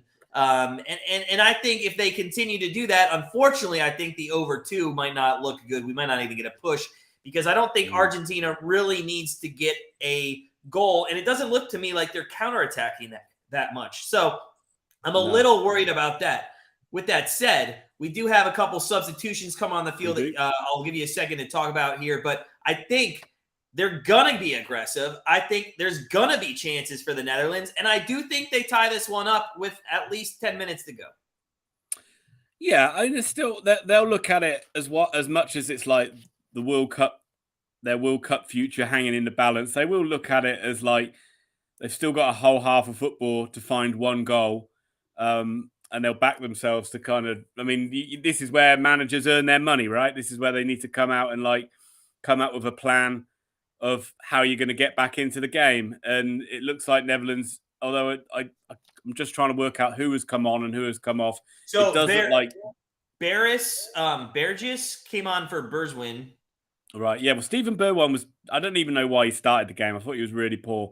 Well, I thought Clayson would start, and then Koopmeiners. Yeah. But Louis van Gaal has obviously not waited around to make a change or to try and do something different. Just bear with me. I'll get confirmation on who's gone on. I got it. Koopmeiners. Koopmeiners for De Room. Oh, right. Martin De Room's come off, has he? Yeah. Okay. So that's they bring kind of like not really too much changing in terms of structure there. Two kind of very much like for like changes. Yeah, 2 midfielders, right? They kind of switched out positions, and we even discussed. Well, on my lineup sheet, they had Burswijn as a forward, although not on yours. So good news. Early corner for Argentina. Oh, by the way, I live bet the corners again. I took over 5.5. I really think there's going to be corners. I again think late. This is going to be really late that these corners are going to come in. But I do like there to be at least now over 5.5. And if there's one, that's fine. We just need 4 more of this. I do wonder if that Berghuis coming on for Holland, whether that's going to push Gakpo up front with Depay and put him in behind. I think it might. It's kind of Gakpo's been playing more as this out-and-out centre forward in this tournament. But corner comes in, good header, one at the near post, men going all the way across goal. No one there to convert it, but Argentina keep it alive on this right-hand side with number 24, which is Fernandez. He's trying to win another corner for you here, Matt. He's in the. Is he trying to shake? Oh, it just goes out for a goal kick. He overran it. He should have just Frankie de Jong with a good bit of marshalling there. But we will. That's so you didn't get another little cheap corner, unfortunately. Do you know what I love about soccer fans is they stand the whole game. You know, I'm looking at it. They stand. That's one thing I can't, no pun intended, stand in the United States. We're at a football game. We're at the Browns game. I want to stand. There's exciting play going on. And the person behind us who wants to sit down says, down in front. Like, listen, get your ass out of the fucking seat and be excited, right? Come on. Well, you do see that a lot more in club. You do see that a lot more in soccer. You do where stadiums are all seater stadiums, and they do try and encourage people to sit down rather than stand. Do they really? Yeah. Oh. Yeah, they do. Then I take everything I just said back. Yeah, soccer stadiums suck. When I first started going to watch football as a boy, and you still get this sometimes at the level Oxford play at, where you've got standing sections like terraces. Okay. Oh, it's fantastic. So much better atmosphere. Can you still see though? Well, they usually it's usually kind of steps going up. So you've got like a.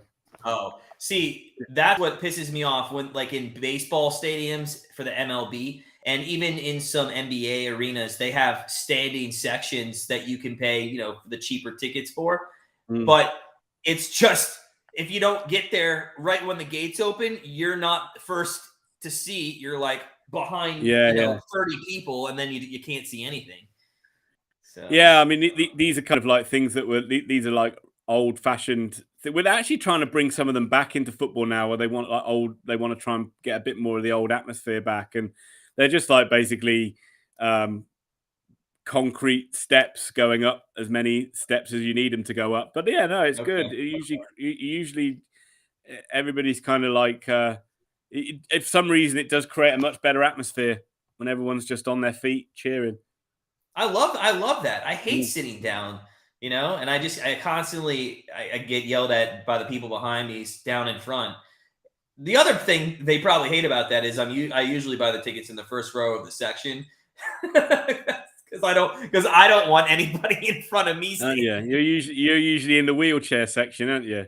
You stood up right in front of her. Although, we went to Notre Dame last month, and we were the back row of the back section, and we could stand up as much as we wanted because there was nobody behind us. Did I tell you next weekend? We will get back to the football in a second, but I won't get to it now because Argentina do pick Holland off, and they got a chance in behind.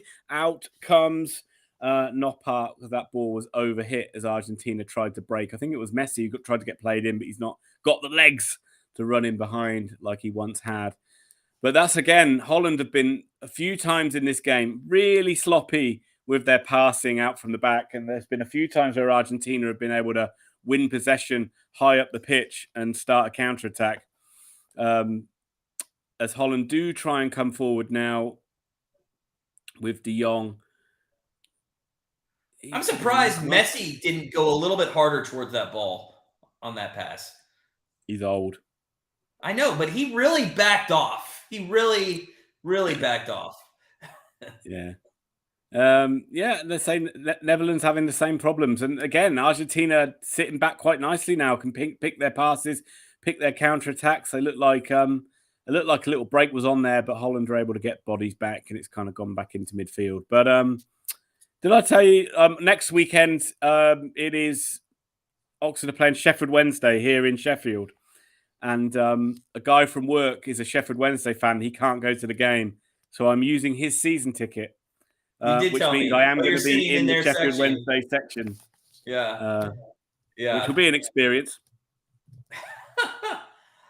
Now, is that like in America? Like if I am a Notre Dame fan and I go sit, here's the other thing, especially if it's in their stadium, Yeah. If it's in their stadium, I mean, I feel like I would probably I know Browns Steelers. When Browns go sit in the Steelers field, I mean you're not safe. No, well, it depends how I act. Right, I'm not going to be wearing like oxygen. I'm not going to be wearing like yellow and blue, which is Oxford colours. And if I was in there and I was like literally cheering and acting like a dick and acting like a twat, then I would get probably thrown out, or I would get somebody threatening me. Holland with a chance, won the ball back high, chance for them to get a ball into the box. It's a terrible ball in, and it's intercepted, and Argentina can run this one clear, but he runs it straight out of play, and Holland could keep the pressure on with a throw in.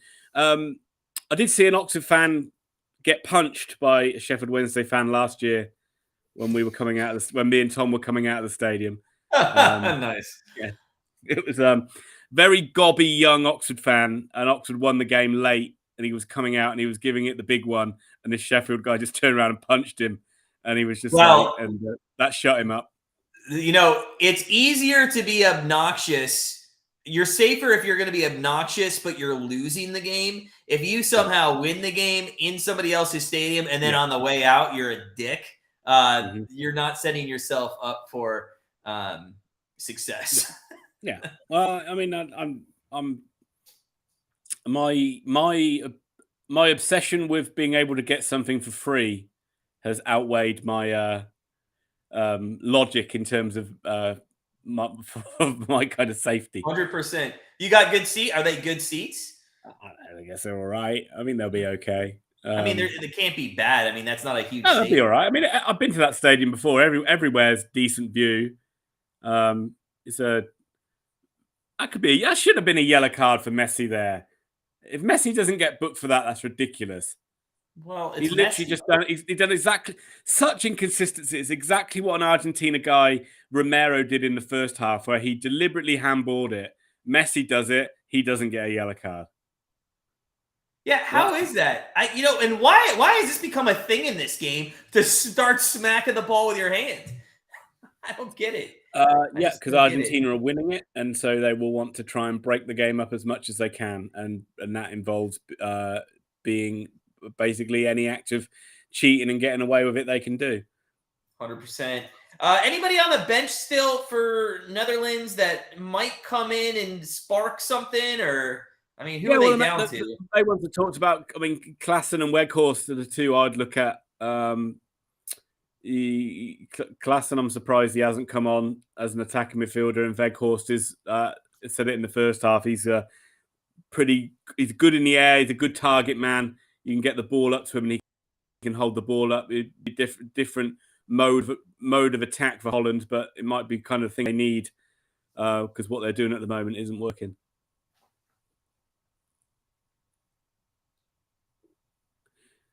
It's just a lot more of the same in the second half than it was in the first. I'm a little surprised. We talked about this kind of in the U.S. Game. The sense of urgency tends to not be there when I feel like it should already. Yeah, you do see this a lot in games though, where teams don't want to try and overcommit. Yeah, and I'm sorry to keep always bringing this back to a lower standard of football, but I do see this a lot when I watch lower league football in the UK. Is that when a side takes the lead, the other side really kind of almost panics and desperately tries to get back into it straight away, and it often leaves them susceptible to conceding another goal. I do see Oxford do that a lot. But I do see other teams do it too. So it's kind of maybe more of a measured approach, if you like, from players at the top level, where they know that they are only one goal down and they can get that goal back. Even if they get a goal back with 5 minutes to go, they're still back in the game. But yeah, from a fan and as an entertainment point, you'd like to see the Netherlands certainly go for it a bit more now. Well, and I guess that's a good explanation. I understand that because if you do it with 10 minutes less, the chance of maybe then conceding one on a counter is going to be less because it's just less time. It's in a vacuum, if you started it now. But if England were in this situation, Matt, if England were playing this game now and they were doing what Holland were doing, there would be a ton of people, and I'll be leaning towards it myself, like saying exactly what you're saying. Where's the urgency? Don't the players realise they're losing? Do they care? All those sort of things will start being thrown around. Yeah. Because that's just the mentality of a fan when you see your side slipping out of the tournament. You really want them to just kind of foot to the floor, hell for leather, and go for it. And you'd rather see a side die on their sword a little bit, wouldn't you? You'd rather see them kind of go down swinging. Yeah, and I think that's where my argument with that comes into play is I rather, what's that saying when it comes to love? Would you rather have been in love than and lost than to never have been in love at all? You know what I mean? It's just like, would you rather have taken some chances to try to even score? Exactly. Or would you rather sit back and hold some dignity by only losing 1-0, which, by the way, there's no dignity when you're losing in the quarterfinals at all. Absolutely. But it's Argentina now on a great counter-attack. They really should make this 2-0 now. Terrible ball out wide. He's overhit that, and this counter-attack is going to peter out. And that was a great opportunity for Argentina to almost put themselves into the quarterfinals already. Oh, what a terrible ball wide. I'll have to see who played that ball again, but they are trying to keep it alive. And they do keep it alive in the corner here. But it's all going backwards and all going wide. And Argentina are still in possession, but man, that was a good opportunity missed. Why didn't he put that on his right foot? He just kind of lets that go, which takes him away from the goal there. You know, that's just surprising. Yeah, I'll have to see. I thought the pass was a little bit overhit for him. Oh, see, I thought it was there, but maybe it was. And so I'll have to have a look when they show the replays. The ball hasn't gone out of play yet, so I can't see who it was. But Holland were wide open again, getting picked off in midfield, and it just led to a counter attack. And it's God, Argentina will be if Netherlands go and score now, Argentina will be ruined that. But that's a poor ball. That's a terrible ball down the line, way overhit. Ball out of play for Argentina for a goal kick. So it's Messi who's driven this game forward. It's Messi's pass. Yeah, no, I'd actually say no. That I'm going to go with you on that one. Messi, that was actually a good ball. That was a good ball out wide, and for some reason, he's let that run across his body when he shouldn't have done, and he should have just literally taken a touch and hit it.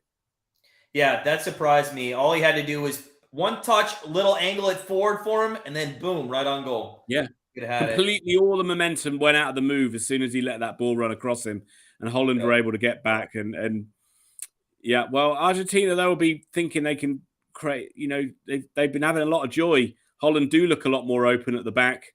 There are a number of holes, and Messi trying to run through, and that is Van Dijk coming across, pushing him over. Messi throws himself to the ground. Of course, he wins a free kick, and that is, although that probably is fair. That is a free kick to Argentina on the edge of the box, and this is Messi territory for a free kick. You know, one thing I see here by Netherlands, and I don't think it's going to work, is they're just trying to go over the top now on Argentina.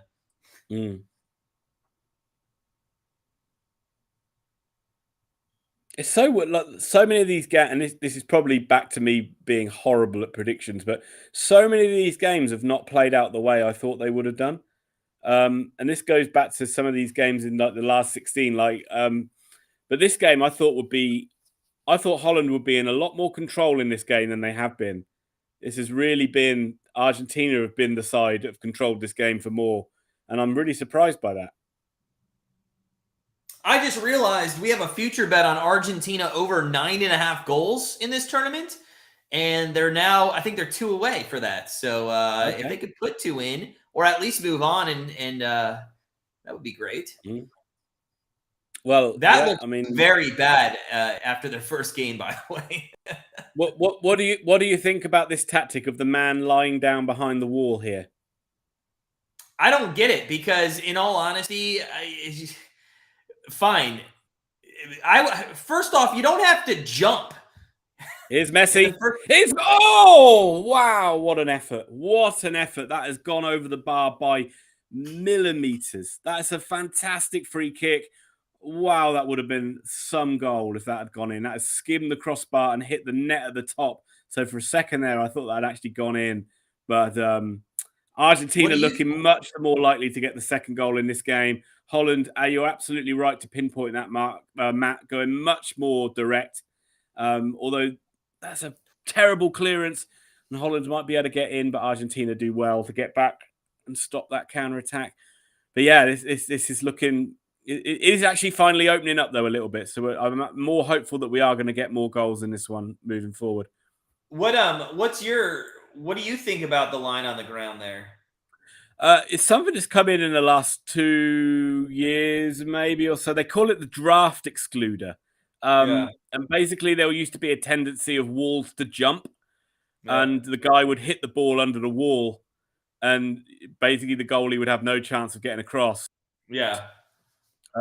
So they put that in there to stop it. I've never actually seen anyone get hit, so it really does stop people from taking that option. But even if it does, I wouldn't want to be the guy laying down there, not even looking at the ball. But here's my thing, man. Like, it's not like he's hiding; you can see it. So, like, once you see the guy go down. I think it's to just eliminate that option of, like, if you're setting a defensive wall up, as a goalkeeping point of view. You know, if you've got that guy there, the guy who's taking the free kick is not going to be able to then kick that ball under the wall. So he has to go high. So you know that you're looking, you've got a better chance of being able to get across to save it rather than, because But if my those goals that argument used with to go that in under is, the wall. my argument with that is, do you know what else takes away that option? Not fucking jumping. I know. But then again, this is as Argentina come forward again with that little man Messi in the penalty area. A lot of bodies back for the Netherlands, though. Argentina kind of slowly building this possession, this attack up from the back. Yeah, it's snuffed out. Nothing going in that one. Look, again, these are just stupid little things that have come into football because goals used to be scored like that. And then if the wall doesn't jump and the guy puts it over the top of the wall into the corner, what's the first thing they say? Why doesn't the wall jump? Yeah, I guess. There's always two sides to an argument. So Absolutely. So 6 apples, half a dozen to the other. Yeah, it is. It is. But I guess it's kind of like it's a weird thing, but I guess it's kind of like you're gonna have all those bodies back in the box anyway. You might as well, why not have one guy lying on the ground who eliminates that option of being Looks able like to we might have back somebody it on the coming in for wall. Argentina. Yeah, it looks like DePaul's going off. He's done an all right game. He's done okay. More of a holding midfield role in there, but his race is run, as they say, and that is Paredes coming on for him. Don't know too much about him, I'm afraid. How much longer do you think they wait till Claesen comes on? I mean, I don't know. I'd have brought him on now. So again, I don't know whether he's injured and he hasn't got they don't want to risk him. But I would say maybe 70 minutes. You'll see the next time Holland make a substitute, he'll probably bring on 3 more players, maybe. How many more sub can he make? He can make 3 more, can't he? How you can make 5, right? 5. Make 5 subs. Yeah, you can do 3 more. 5 subs, and you've got 3 windows to do. Oh no, and only one more. Only one.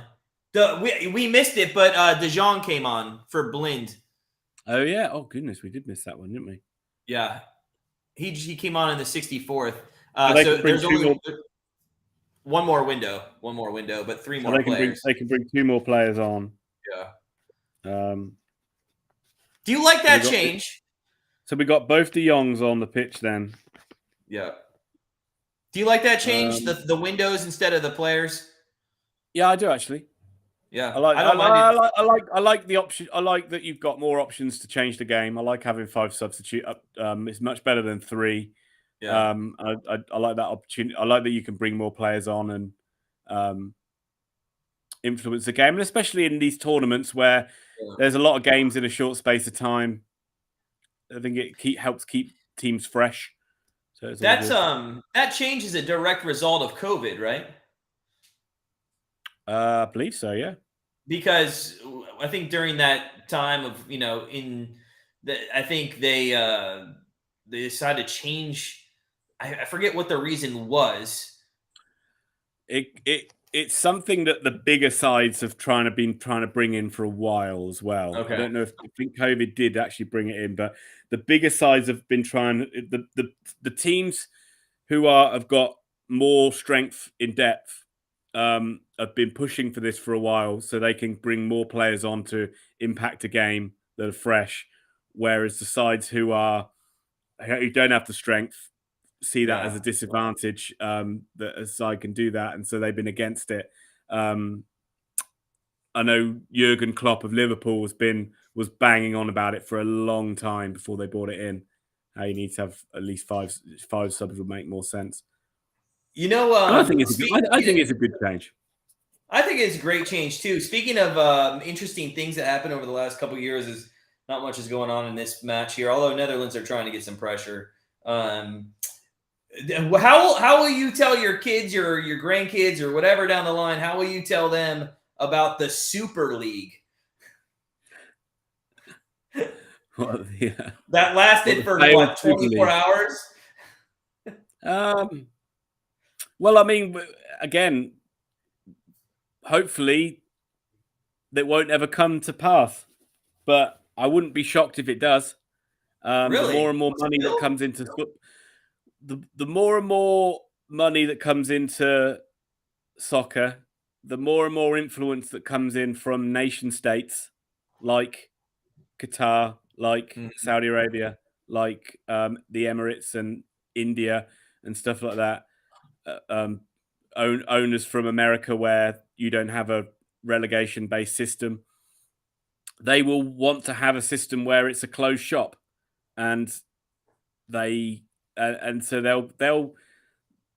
tested the water with it. It didn't. That the clubs were open to it. Fans revolted against it. Mm. So they've knocked it on the head for now. But a lot of the Premier League clubs have kind of kept quiet. But a lot of those European clubs, like the Italian clubs and like the Spanish clubs, they've kind of come out and said we'd actually liked it. We would have wanted it. So it's. I mean, I wouldn't be. it's kind of interesting. Give it a couple of years; it'll probably rear its ugly head again. Well, I was gonna say, it's interesting though, because especially with somebody like Ronaldo going to like Saudi Arabia, that kind of stuff. I mean, if you get people in different markets, they might want to have, FIFA secretly might want to have that. We got a penalty for Argentina. Oh, are you serious? Well, that's gonna help me over. Shit. It is dumb and soft as shit. And I tell you what, Acuna has won it. And so both fullbacks for Argentina have had huge influences on this game.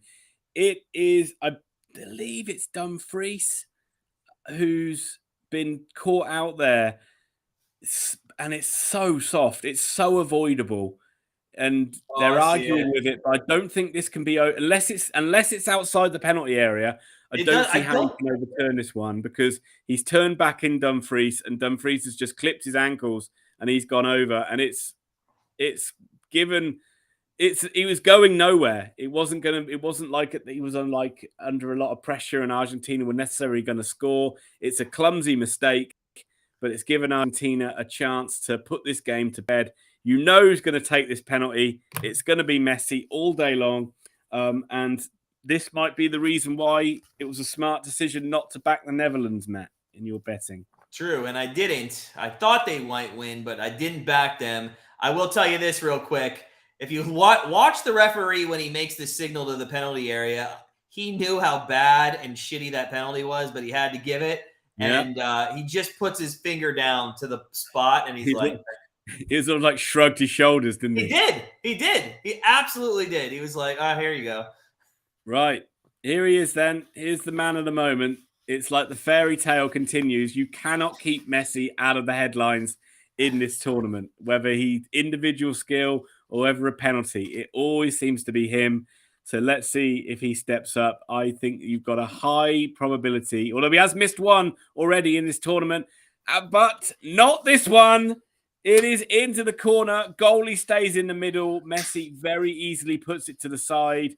That is Argentina, you would think, pretty much sealed their place in the quarterfinals. I can't see Holland coming back from this now. It pretty much does, and I'm happy about this in two different ways. Number one, I'm 1 goal away from hitting our future bet over the 9.5 now. And number two, we are going to lose the corner bet. That's just not happening. We're not hitting over 9.5. We need, or 8.5. We need 7 more. It's just not going to happen in the last 17 minutes, most likely. But that does give us a push. And at least I think Argentina could put a third in here, especially if the Netherlands now, they better overreact, or why are they on the pitch, right? I mean, this has been a really disappointing performance from the Netherlands today, and a lot of the talk going into the tournament was about the style of football that they play under Louis van Gaal, where he's very pragmatic and very cautious, and that's caused a lot of unrest in the Netherlands, because it's not the way they like to play football. It's not the way that most Netherlands people grow up. They grow up with they're almost known as like the Brazil of Europe. That's kind of like the history of the Netherlands. And so to play in this manner is you've got to get results. if you play in it and you've got to turn up and you've got to do well. Looks like a bit of a Luke de Jong. Looks like he's fighting with ex-Oxford United's Emi Martinez. So this game's getting a little bit tetchy, which Argentina will like. But you've got to get results doing it. And the fact that when they played against the Netherlands, I thought, okay, they've actually got when they played against USA, I thought they found a good little blueprint of how to win games. They've got a solid base and they've got attacking options going forward. And I thought, but in this game, they've been really poor. Like they've looked so slow and so sluggish.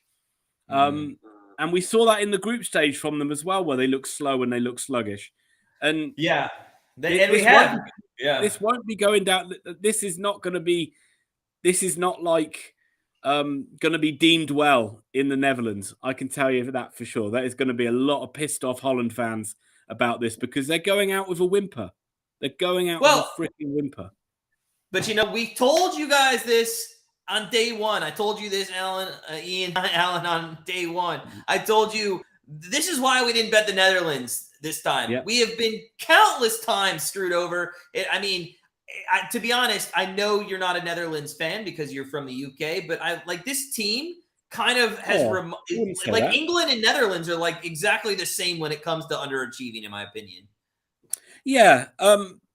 Yes, I agree with you. But I would say actually, just because I'm English, that doesn't mean that I don't like the Netherlands. Far from it. In fact, most people of my age have a soft spot for the Netherlands because we've seen so many great Netherlands sides over the years playing a wonderful brand of football that that we enjoy watching, and so you always kind of root for the there's a lot of English people that kind of like if England aren't in it would like Holland to do well, but are we going to get a penalty for the Netherlands? No, they don't get it. I thought it looked like they got in behind there. It looked like he got tripped in the penalty area, but no, he's not going to. And it doesn't look like there's too many protests, so we're not going to get we might get a VAR decision on that one. But Holland, for the meantime, are playing on down the other side, but that's dispossessed by Acuna, who won the penalty.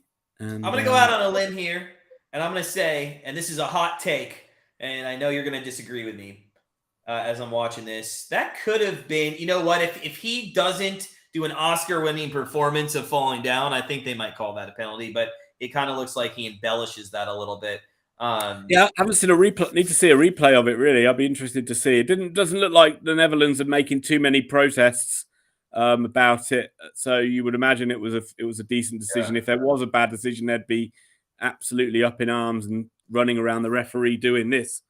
So. Here's my hot take though: Netherlands don't make the next World Cup. Wow. Yeah, I'm gonna say it right now. I'm gonna disagree with you there. Yeah. Remember, there's more teams in the next World Cup. Oh yeah, I forgot about that. Well, of course, then they're gonna make it. and they are usually. I forgot. There's what? I think 42 or 46. Did we say? I think it was 42.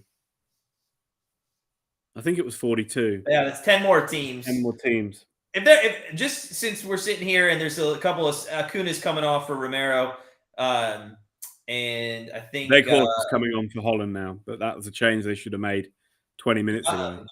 What if for this World Cup? If you were looking at a couple teams that weren't in the World Cup that should have been with 10 more teams added, Italy obviously is one of them.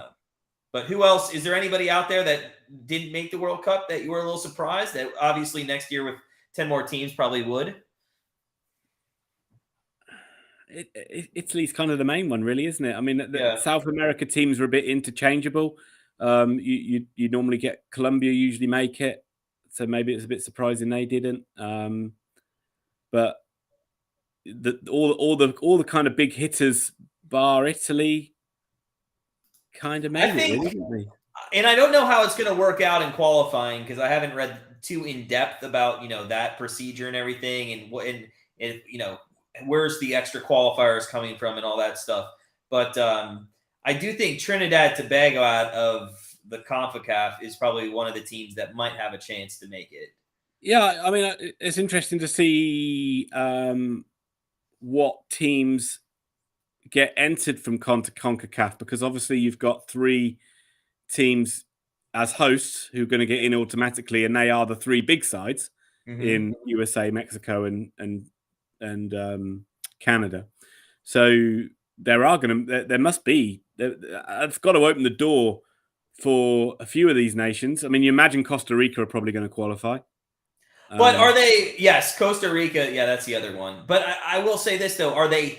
And that's why I haven't read, so I can't really speculate. But are they going to even give the same amount from CONCACAF? I doubt they would with 3 teams. That's unprecedented. But they usually do, because the host nation is a bit. I mean, it's different because there's more teams, but usually the host nation doesn't mean that they then limit the number of teams coming out of that sector. Well, I would agree with you, but they usually also don't take 3 host nation teams. That's true. So, I mean, they only take 3 spots from CONCACAF. Yeah, it doesn't happen. I mean, that's the thing. It's the first time we've had 3. So, I really don't know. I can't remember what they did with the Asian qualifying when they had the tournament in Japan and Korea in 2002. So, I really don't know. But you would imagine that. I mean, you would imagine there's some opportunities there for some sides that have never been to a World Cup. Oh wow, that's a strong challenge. What a bad tackle that is on Gakpo. That is number 5. Is that Martinez? Dude, we can't get a corner to save our life in this game. No. Weird how that happens, isn't it? Like you get some games where it's like the ball. You get some games where it's like 8 corners in the first 10 minutes. And then some games where it never seems to go out for a corner. It's fine, though. If we could get one more goal, I'd love to hit the over. And I'd love it to be Argentina, because that'd be double dipping there with their finally getting 10 goals in the tournament, with many more possibly coming moving forward. I mean, if they win this game, you have to think they're going to probably put up one against Croatia. Who knows, though? Who knows about Croatia now? But I'll say one thing. Just moving it forward, again, back to the Netherlands. And Argentina, I mean, you've got to say this has been a bloody tactical masterclass from their coach in this one, because they've been excellent in this game today, I think. Subs still coming on. Yeah. But Argentina have been. I was a bit skeptical about their changing of tactics, but that has absolutely worked today, and they've really subdued Holland, and Holland have been really poor, haven't really created many chances at all. And if England played in this manner tomorrow and lost to France in this kind of wimpy, surrendering, limp-wristed kind of way, I'd be really pissed off. Really, really pissed off. I'd much rather see us, if we're going to lose, let's go out and, give it a go at least. Yeah. Oh, we have got a 3rd goal, and my God, sorry. Wow, out of nowhere, it's like I've spurned the Netherlands into life. Maybe we've got life in this one. We got a game! And it is the guy I said that should have been on 20 minutes ago. It is Weghorst. He gives Holland some options by being so good in the air. It's a ball that's just thrown into the box. He makes a great run across. Martinez, I think it is, gets the header. It goes past ex-Oxford United's Emi Martinez in goal. And it gives Holland a lifeline with 8 minutes to go in this game. Wow. That is unreal. You just had to talk shit about the Netherlands. And look, they come alive. And you know what? This is what I respect. They grab the ball. They're pumped up, and I think there's some urgency here. So hey, maybe there is some life still for this team. Yeah, well, there you go. I mean, that's it. It's better late than never, I guess. And it does set up a bit of a grandstand finish, which is apt being it's a grandstand bettors, but. At least now it'd be, Argentina is certainly going to go into a bit of panic mode, you would imagine, and be like, oh, fuck, we might lose this game or throw this game away. And Holland have got nothing to lose now. You've got to go for it. So 2-1. I'm going to get that score changed, and there's 7 minutes left. Hey, we said there's a goal with 10 minutes left in the game. There's at least 10 minutes here with all the subs, and they're going to have a chance at this. Comment in from the chat. Got to get the bag. He had both teams to score. Well done. Well done. Nice guy to get the bag. That's huge. And the over hits. Yeah. I got excited when you said there's a 3rd goal. I thought maybe you meant Argentina, but I mean, it just came out of absolutely nothing. It It did. came It out of really did. absolutely nothing. It Yeah. didn't look like that attack was going anywhere, and all of a sudden, just a hopeful ball thrown into the box, and then that's just soccer, really, isn't it? That's like you got all this kind of over complicating tactical play.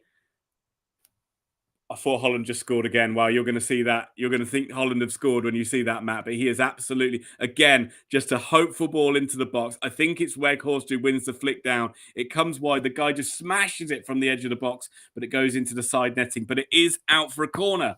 So maybe we might get a late flurry of corners that you talked about in this one. We'll see. But yeah, talk about all your fancy play and your fancy tactics. But sometimes it just comes down to hit a ball into the air into a big man, and he causes problems. Corner for the Netherlands. Oh, I thought that was going to be a free header, but Argentina clear the ball. That was another good corner again. A lot of into the perfect area. Now, but Holland finally have come to life in this one. And can Argentina back. I don't want to keep beating a dead horse here, but this is the shit I'm talking about. Why didn't you do this 40 minutes, 30 minutes ago? Like, if you get that goal, that's what I hate. You literally you get the goal, and all of it now you're revived.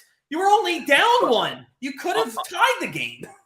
I'm only giving the only way I'm only kind of when I counter argue it, I'm only really playing devil's advocate. I don't agree with you on it. Like I would much rather see a side, especially in knockout football. Like this isn't like the humdrum like of the league where it's kind of a bit like, formulaic week in, week out. This is a knockout football in a World Cup. You only get to play in, some players only ever get to play in 1 or 2 World Cups in their career. Yeah. Fucking go for it. Exactly. Got to get the bag. Says, I'm learning soccer. You guys keep talking. He's taking notes. Love it. Love it. Got to get the bag. I wouldn't say, maybe, I wouldn't. Hey, yeah. You certainly. I'll tell you this. There's going to be, I think there's still 10 minutes left. I think we're going to get 5 minutes added time again. If there was 5 minutes in the first half, we're getting 5 minutes in this half for sure. You would think so, wouldn't you? Especially with the penalty. There's been 2 goals. There's been a load of substitutions. There's been some injuries.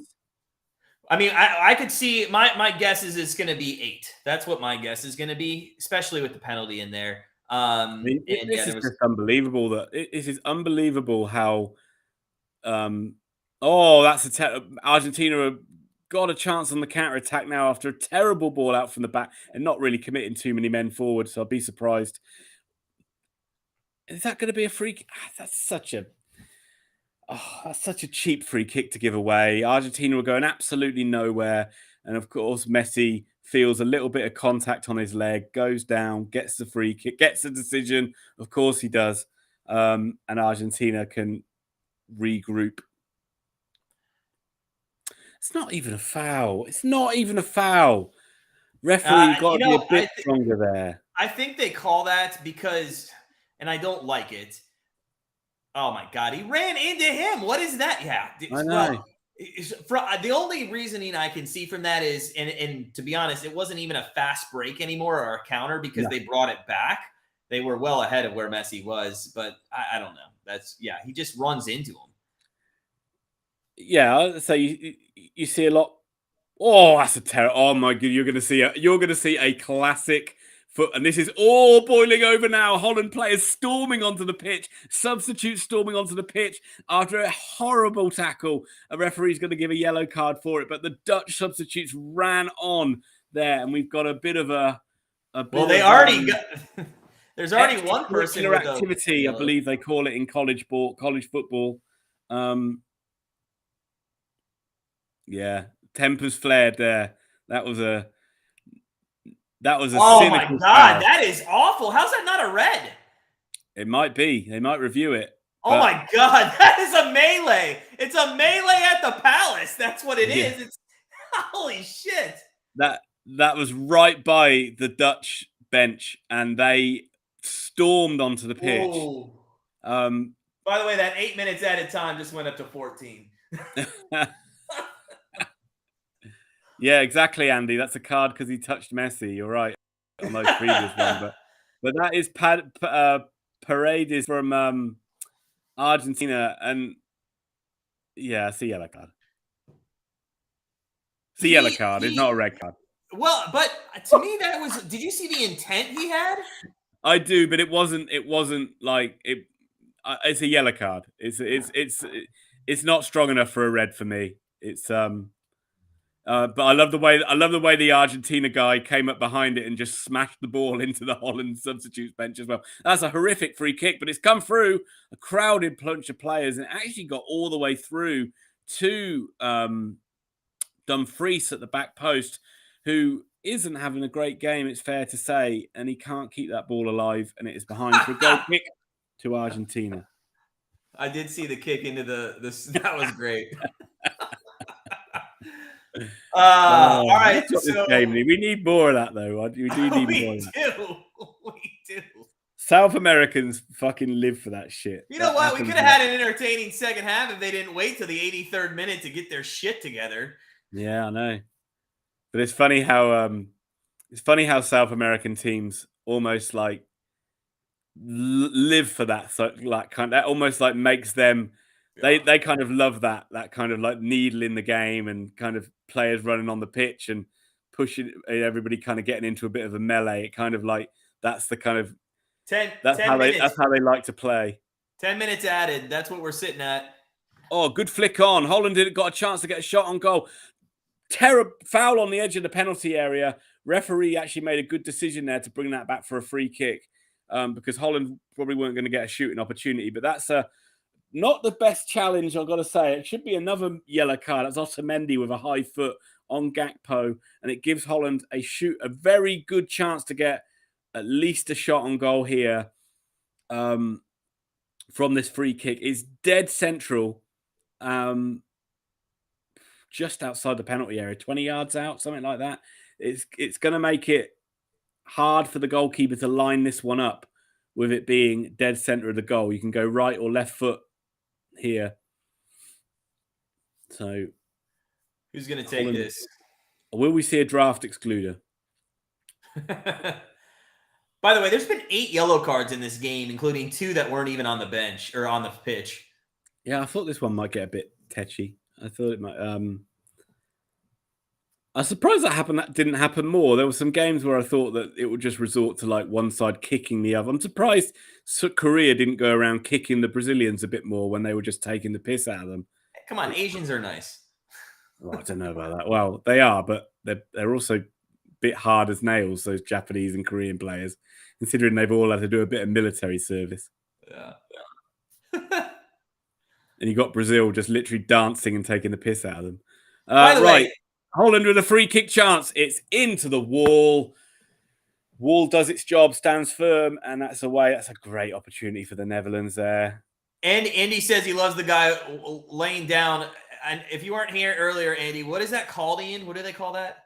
Well, I don't know if it's a worldwide term, but in English commentary, they've coined it the draft excluder. The draft excluder. I'm sorry, that's way too long for a nickname for that. They should just call it the worm.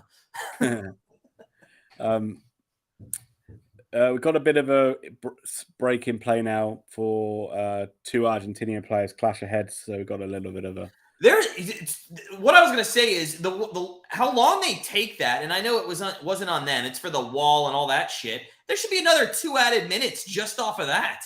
Yeah, that's another big. As Virgil van Dijk is booked for a bit of dissent there, but yeah, that happens a lot in injury time where additional time has been added on, and then there's a stoppage of play in that. You rarely get that time added on.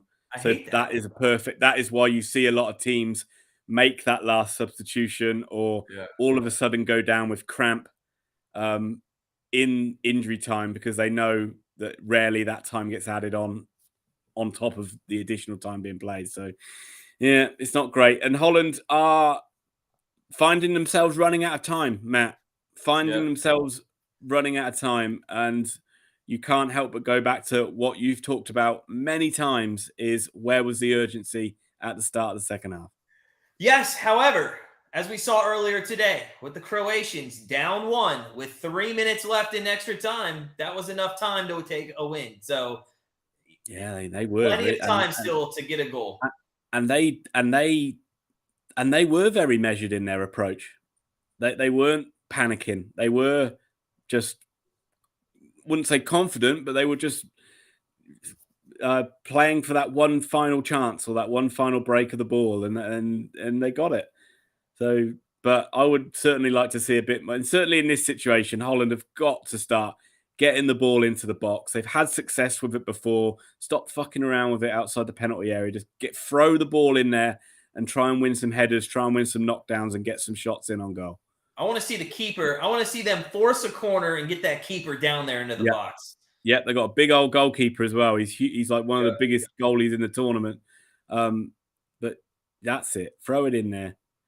Virgil van Dijk's up there, wins the first header, and Holland got it on the right-hand side. Another chance to cross. It's a good ball in. Oh, I thought that was going to be a free header. It's a great header out by the Argentina centre-back. Why have we stopped the play?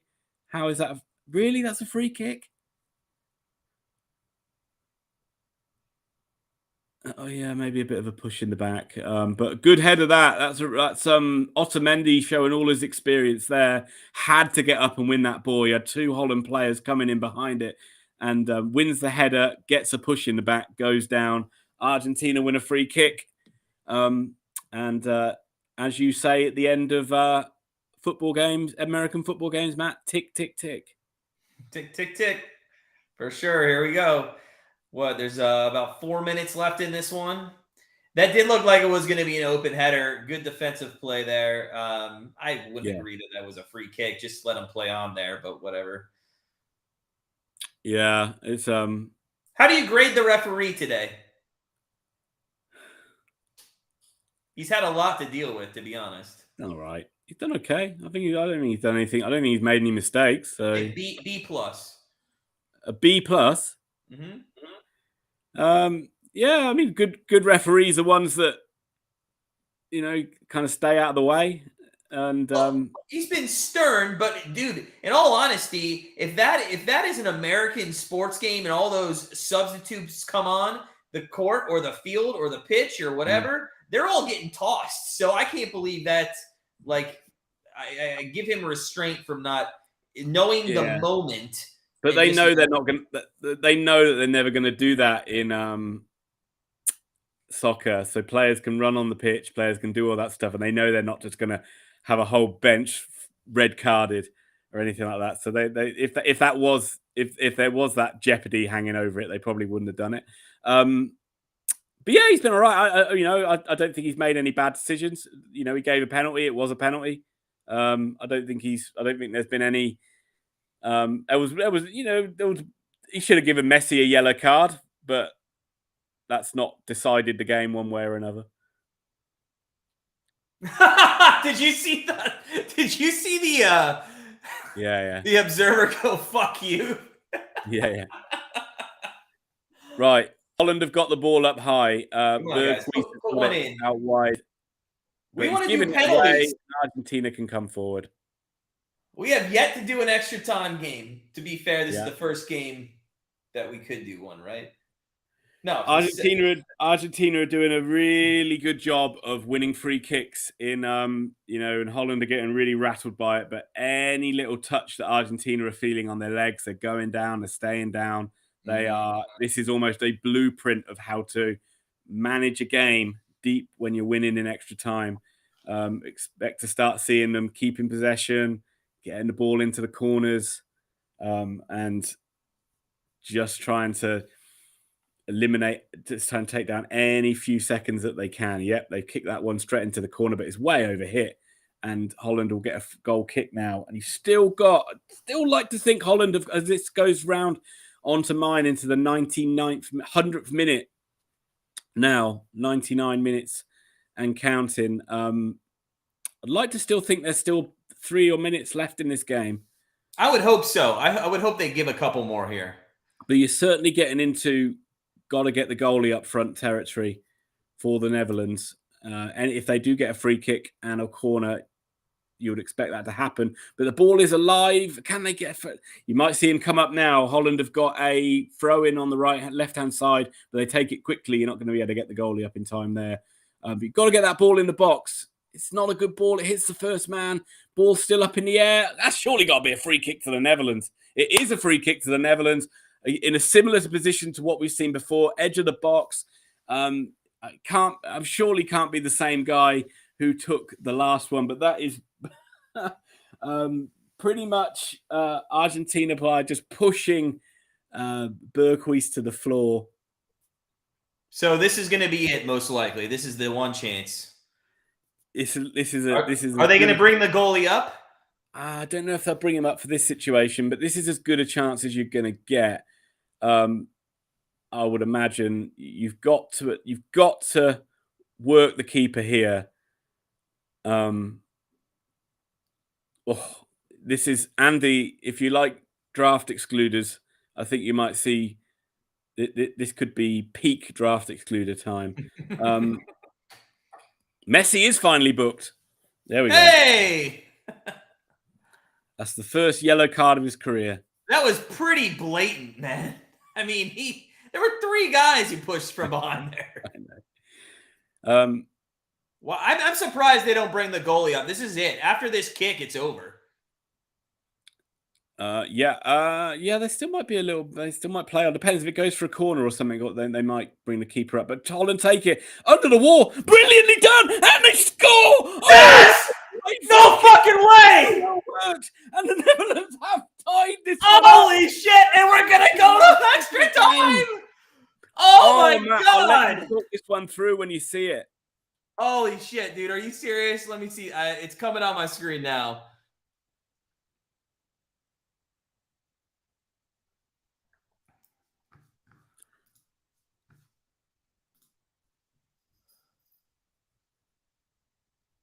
Oh my God. Oh my God. What? That you know what? They figured that out on the practice field, sir. That is in and I've just got to say this. When your tournament's on the line in the last few seconds, that is as brilliant a piece of play as I've seen in a long time. To have the confidence to be able to do that and play it just completely like no one would have thought he's going to play a pass there just by the side of the wall. Yep. And look, it's a bit of a scuffy finish, but the fact that it's caught everybody by surprise, that is a brilliant bit of improvisation from the Dutch. And wow, they've secured. I mean, that's nuts. I mean, I tell you what, I've actually said, not World Cup 1998, Argentina scored a similar goal like that against England, where everybody was just expecting them to shoot and they just passed it to the side and scored. But you don't see that very often, certainly in that situation. You certainly wouldn't see Messi doing that. You wouldn't see Ronaldo doing that. But hook or by crook, Holland looks like they're going to be taking this one to extra time. Oh my God. This is, and just like that, I'm like, we haven't had a game go to extra time. Here's one. If you're just joining us, the last, 20 minutes of this game has been exciting. Pretty exciting. The 80 before that, not so much. Yeah.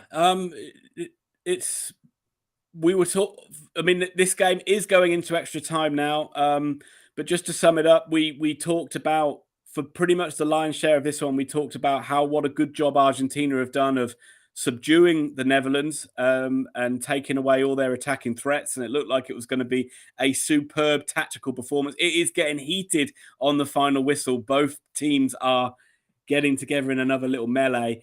But Holland found a way back into the game, mainly by going route one and then by a brilliant bit of individual skill and creativity from a set piece. But out of nowhere, really, and they haven't deserved it, but the Netherlands have taken this one into extra time. The Netherlands did not deserve to be here. But again, why, if you just play soccer the way that you played most of the game, like Argentina, that's a stupid foul outside the box. You didn't need to do that. They're 20 yards. The ball's bouncing off your heads. Why go for the push there? Absolutely great. That is a really, really good point that you make there. I didn't even think of that one.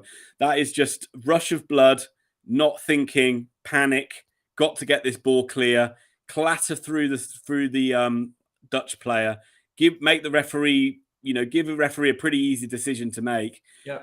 And yeah, it's cost them. And it wasn't. And again, a bit like what we saw with the Holland penalty, the one they gave away. It was just a bit of just a silly error, which led to a goal. Yeah, that was really stupid. In fact, the reason I bring it up, and you know my feelings on this, it was really reminiscent of the penalty the U.S. gave up early on. I think in that group stage, I forget if it was against Wales. It was against Wales.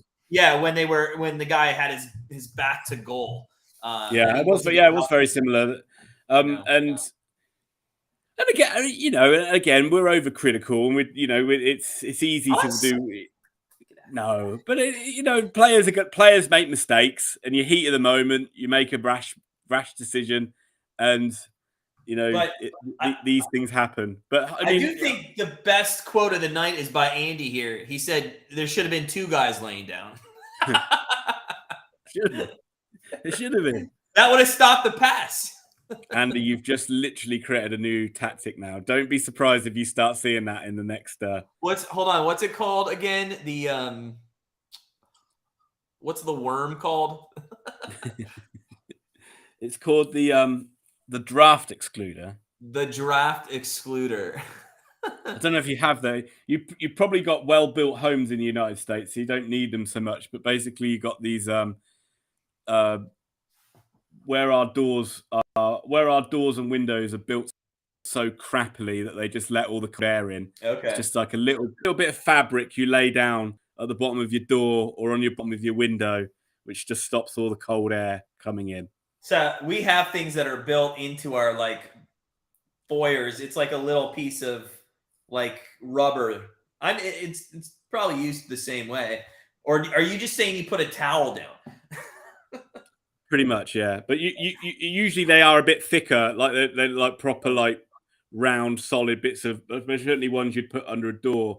But I mean, a lot of old UK homes are so poorly built. You sometimes would be warmer if you sat outside than you would do sat in your own living room.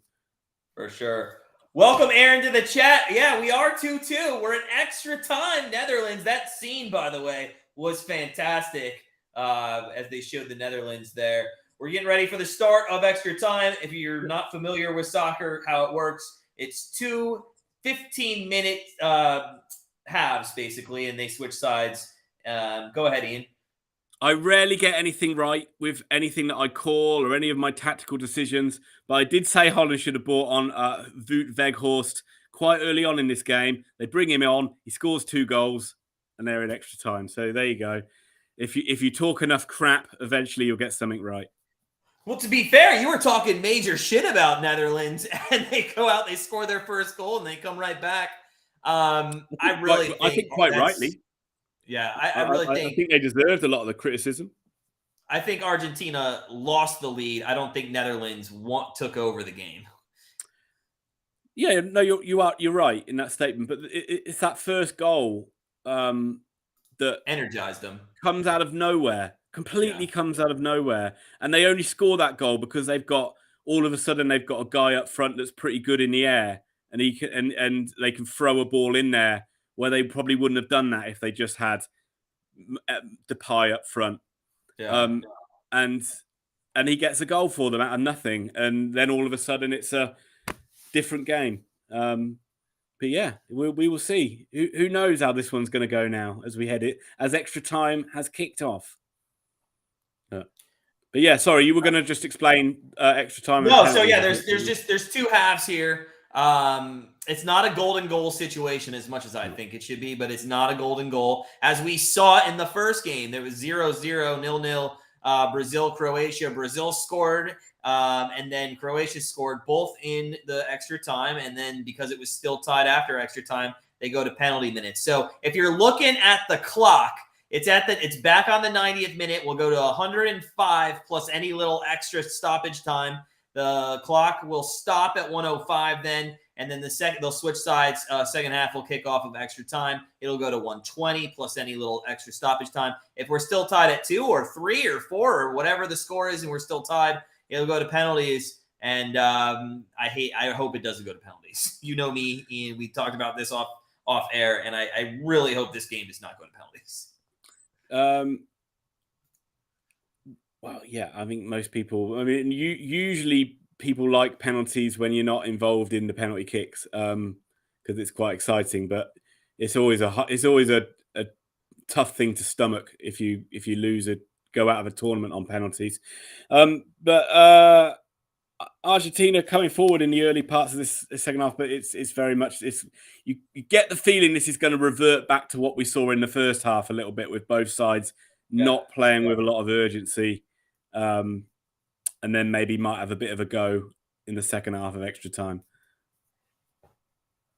But on my screen, on my screen, the time's gone back to 0 and started from 0 again.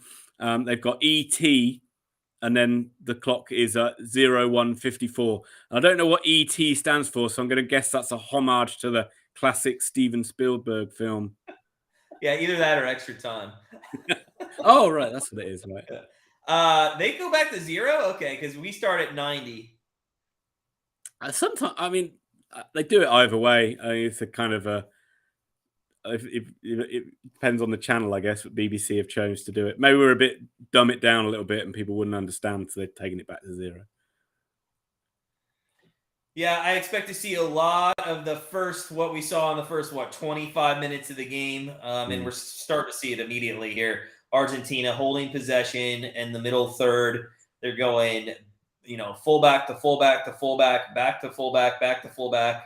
A couple passes up the side to see if anything is there, and then back to the midfield. So, and then you do see you see this in extra time when a side like what the Netherlands have done, where you score that late equaliser and you force the game into extra time. All of a sudden, the momentum almost swings back a little bit, and the side that was like Holland could all of a sudden go into like, right, we've got to extra time. Let's not do anything stupid now and throw the game away after we've just got back into it. And Argentina are a little bit more like, let's go out and try and win the game again. So you might see Argentina a bit more the aggressors, certainly in the first half of this extra time, as they come forward, got a bit of space over the right-hand side, chooses to come inside. Good ball in, but Holland look like they're going to be able to get this back to the keeper, and they do. So, yeah, I think Argentina will be a bit more the guy looking to score, whereas Holland will be a bit more kind of, let's just contain the game, at least for the first 15 minutes. Yeah, we'll see. I tend to always think that because it is 2 halves, nobody really gives a shit about the first 15 minutes. I always feel like nobody does tend really to be, yeah, it does tend to be like that. Extra time quite often can be quite dull. There's a lot of you do find a lot of games go to penalties when it gets to this stage, because teams are tired, and also teams are in that kind of do have a little bit of a mentality of let's not lose rather than let's go and win, which is weird, but it happens. That's a dangerous header back, by the way. You're in your own 18 and you head it back. Yeah, if you it looks cool when it comes off, but Holland can throw a ball into the box, and that is going to go behind. Is it going to go for a corner? It is not going to go for a corner. And also, I don't know if you want to just explain, Matt, with in soccer, typically with soccer betting, extra time is not included in your bet. Correct. So we went 1-1. The corners lost, but the over hit. Yeah. So even if there's 8 corners right now, it's only 90 minutes. That's what you're betting for right off the bat. So we went 1-1, but hey, we'll take it. We're fine with that. Which is actually something I really like about betting on American sports, is you do have that overtime, which is included in your bet quite often. Yeah, so like in hockey, for sure, which is great because like yesterday we had the Dallas Stars and Ottawa Senators. We had over 6.5. It was 3-2 with like 6 minutes left to go in the game, and it became 3-3. Well, that's an automatic winner because the final score is going to be somebody 4, somebody 3. So that's why I enjoy that for sure. But yeah, soccer and in international hockey, which I have bet on, Russian hockey, German hockey, all of that stuff. That is actually only in the first 60 minutes of regulation as well. So all international. Oh, they have ties. Yeah. Do they have ties or do they have overtime in those leagues? They have overtime, but in the betting world, let's say you take over like 5.5 goals or 4.5. Let's say you take 4.5 goals as the over, and it's 2-2 going into OT. That's a lost bet. That it's after 60 minutes. That's what it is. So yeah, I guess you could take a draw if you're betting on. You could take a draw as well for international hockey. So yeah. Yeah, I like it with I like that. I like it with college football. How you like overtime? You can still get so many points scored in overtime. Well, you used to be able to get tons because you could get 7. You could get a touchdown. It could go for 3 or 4 overtimes, but they have changed that rule now. You can get a touchdown. Both teams could get a touchdown on the first overtime, but when you start the second overtime, now you have to go for 2. So you could get a touchdown, 2-point conversion, 2-point conversion. But then starting in the third overtime now, it's only 2-point conversions. So it would be 2 points, 2 points, 2 points, 2 points, which ironically enough, there was a game earlier this year that went, I think, like 5 or 6 overtimes and still didn't hit the over because they were only getting 2 points each time. It's kind of funny. Oh, really? Oh, wow. Yeah. Oh, goodness. Yes. I remember. Is that how recent a change has that been? Because I'm sorry, this game's not really doing much. Oh, is it this year? Yeah. Because I remember That's good to know. I didn't know that. I remember there was a game a few years ago, and it was like Auburn were playing in it, and it was like a really low scoring game. But then there were like something like 50 points scored in overtime. Yeah, and it must have been like 8 phases of overtime. Yeah, it used to be able to get up there pretty quickly. In fact, if you needed less than 14 points going into overtime in college football, there's a good 50-50 chance you were going to get it. Yeah. Especially because you start on the so close. Yeah. I mean, the equivalent to that in soccer is if you started every extra time period with a free kick on the 18 box, I mean, but speaking of that, very, very good segue. Holland have won a free kick on the edge of the penalty area. It's out on the right-hand side, so it's not a shooting chance, but it's a very soft free kick given away, and Argentina were made to pay for this at the end of the second half, and we will see if they're made to pay here. And we'll see if Andy, maybe they do put 2 people down this time. They won't. It's not the best ball in. It's cleared, but it's come to the edge of the box, and a guy tries to karate kick it. Odd decision back into the area, and nothing really happened, and it ends up just going straight up in the air, and Argentina win a free kick. Ian, personally, just your vested interest here. I assume you rather have the Netherlands go through. Yeah, but from an entertainment standpoint, I think I'd rather have Argentina. Yeah, I gotta say, Matt, from my own bias of there ain't a lot of love lost between England and Argentina, believe me, and a lot of that stems back from there is political history into that, but a lot of that stems back to one incident, and that is 1986 World Cup, Maradona scoring a goal with his hand. And the goal being given. So we've never kind of really liked each other from that point. I mean, I guess I would just say get over it. Yeah, it's a tough thing to get over. Gotta get the bag says he's calling it the worm. I've now coined that phrase, and I'm going to go trademark it. If you ever go, what was annoying was if you ever go and see footage of that game, and you probably won't. I think it was England-Argentina World Cup Quarterfinals. Mm-hmm. And Maradona's first goal he scores is he literally punches the ball in with his hand, and the referee gives the goal. I do remember seeing that. He coined it the hand of God, which kind of annoyed us even more. But his second goal in the game is one of the greatest goals ever scored. It's like but he virtually takes on the whole England team and scores it in the bottom corner. But yeah. Are you seeing this Messi rolling around on the ground here? Yeah. So yeah, long time ago, but England always kind of have a bit of a.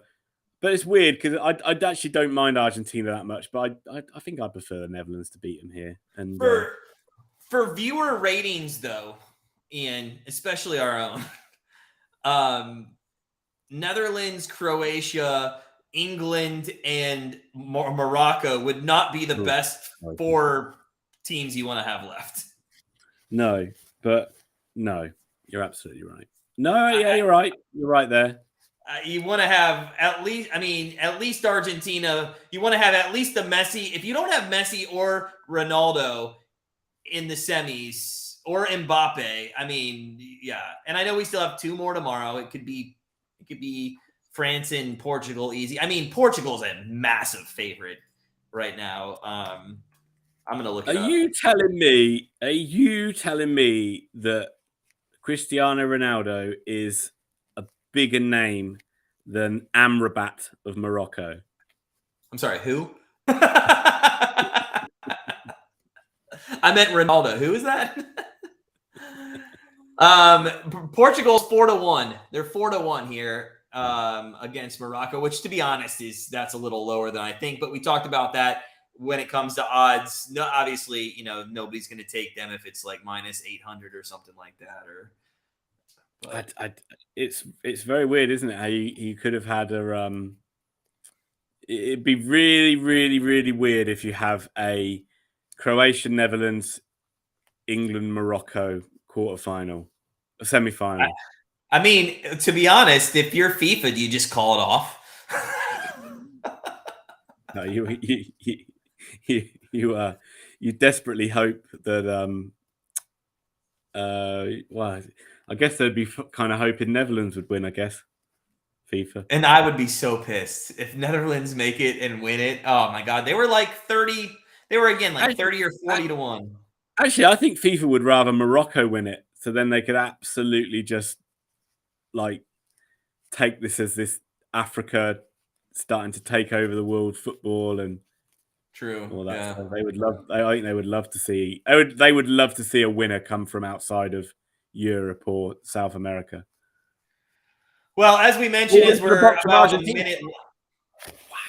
I tell you what, that is slack defending by the Dutch there. I don't know if he's offside, but that's just a clipped ball in from Messi from that free kick, and ESPN is allowed to run unmarked, and it's just out of his reach from him being able to get anything on it. But Holland kind of just stopped and let him run in then, which was a bit weird.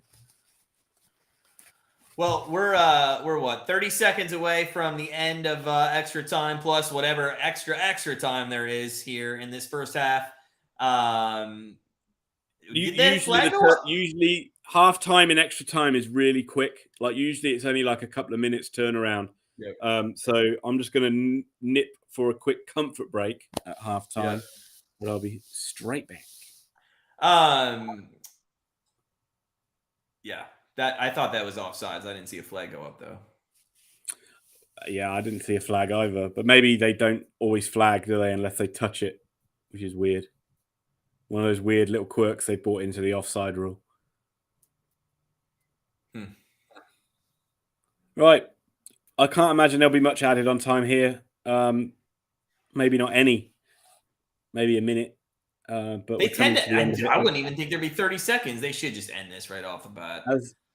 And that's exactly what he's done. He's ended it. That is halftime on my TV. I'm literally just going to nip off for a second. I'll be back in a minute.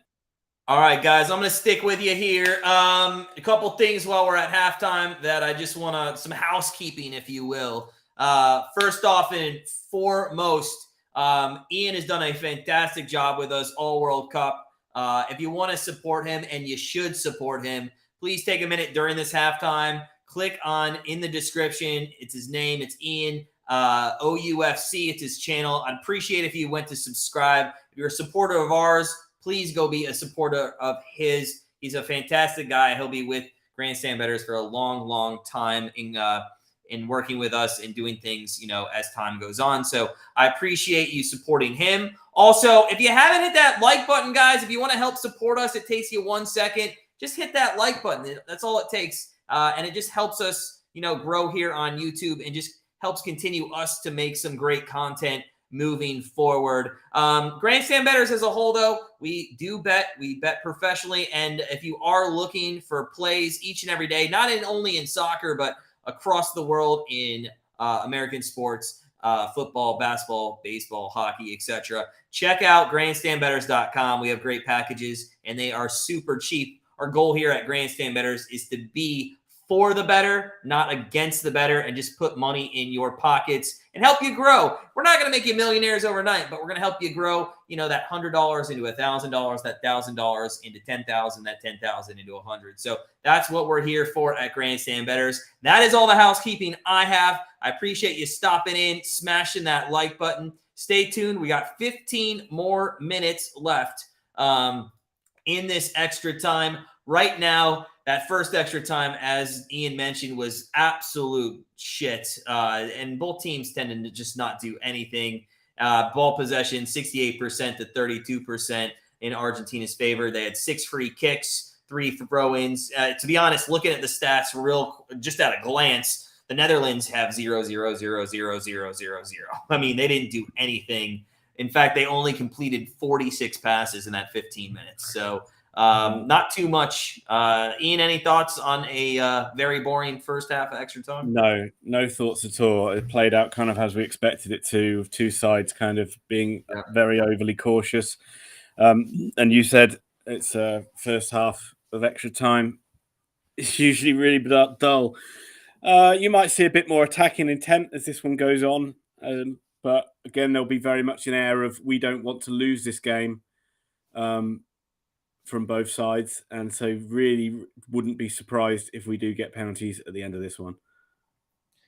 Yeah, and I think that's where it's going. And I guess the reason I don't have a pick in this. I don't really care who goes on, but I kind of do. Like I am for Argentina. I don't want to see them go out. I kind of cringe at the semifinals not being hyped up. I mean, and I'm not saying if somebody wins, they deserve to be there, okay? You deserve to be there. And the collapse of the Argentinians here in the last 17 minutes of the game was pretty ridiculous. And I think if they lose this game, they'll tell you themselves that they suck. But if the Argentinians don't go forward and it's Croatia, Netherlands, then I'm going to need France, and I'm sorry. I'm going to need France and Portugal to win tomorrow. I get exactly what you're saying. Corner in from Argentina, but that's comfortable. Well, I say comfortably, kind of juggled it a bit, claimed and not punched, which is good to see from the Dutch keeper. But I agree with what you're saying. It's kind of a line, isn't there? You kind of want to see shocks, but you kind of also don't want to see shocks in a way. Like you need to see it's how from a casual viewer, how many people would have been interested or intrigued to tune in to see a Brazil-Argentina semi-final? Many more than probably the other, option. Yeah, I mean, all around the world, you'd have got people tuning in for that. Even as casual fans, they'd be like, "Oh, hey, that could be, pretty good." Whereas. And this is really disrespecting the teams, but Netherlands, Croatia just doesn't have that draw. Because it's based on players. It's based on people. Like, if you're going to be a fair weather fan of the World Cup, you're going to want to see Messi, Ronaldo, Mbappe, people that you know. I mean, you and I, we're a little different. We know players on these teams, especially, and to be honest, because I don't mean to be harsh on not wanting England to win. I know all the English players, and I love it because it's like a Premier League Sunday all put together on one team. It's fantastic. I love the team that England has. But my wife, she knows Neymar. She knows Ronaldo. She knows Messi. She probably knows Mbappe. If you tell her Grealish, probably doesn't know, even though he's a fantastic player for Ashton, Yeah. So No. Well, absolutely. It's players and it's also name value too, though, a little bit. It is. I mean, the Brazil football team and Argentina football team are probably more heralded than Croatia and Netherlands, and it's a bit like if you had an FA Cup final of Manchester United versus Liverpool, you're probably going to get more casual viewers than if you did if it was Newcastle versus Leicester. Yeah, 100%. Yeah, and yeah, even on the state side, Man U, Man City, people are tuning in for, regardless of how recently that has not become a fun game to watch, really. Yeah, I agree. But it's a derby, and people know what that is, and they appreciate that game. But if you're going to have like a Southampton and a Newcastle, I'm sorry, nobody's going to watch that one in the States. For sure. Yeah, they rarely broadcast baseball on terrestrial television or on like normal TV over here. It's usually on like you got to pay for it. But they had Yankees Red Sox game a couple of months back or a few months back, and they wouldn't just have like a random Milwaukee Brewers versus White Sox game. They did it because it was Yankees Red Sox. Yeah, and those teams played in London, I think, right? I think they might have done. Yeah, they did. They did. I'm not sure. A couple years I think back, this I one. think. Yeah, they did 2 years back. I think for sure, Tom yeah. went to that game, if I'm not mistaken. He did, yeah. He did. You know, so I was going to ask you this about 45 minutes ago, and since it's boring soccer, as Messi had a shot there, but it was, you know, how I feel about those shots. I was going to ask you, with Ronaldo, Messi, and Neymar on their kind of way out of football, other than Mbappe, who starts to be those people? Lukaku, maybe? No, he's kind of coming. He's older. Is he than kind of on his way out? Well, so who other than Mbappe, who's gonna fill that void? There's a few. Just trying to think of who's going to be the next 4 years. I mean, there's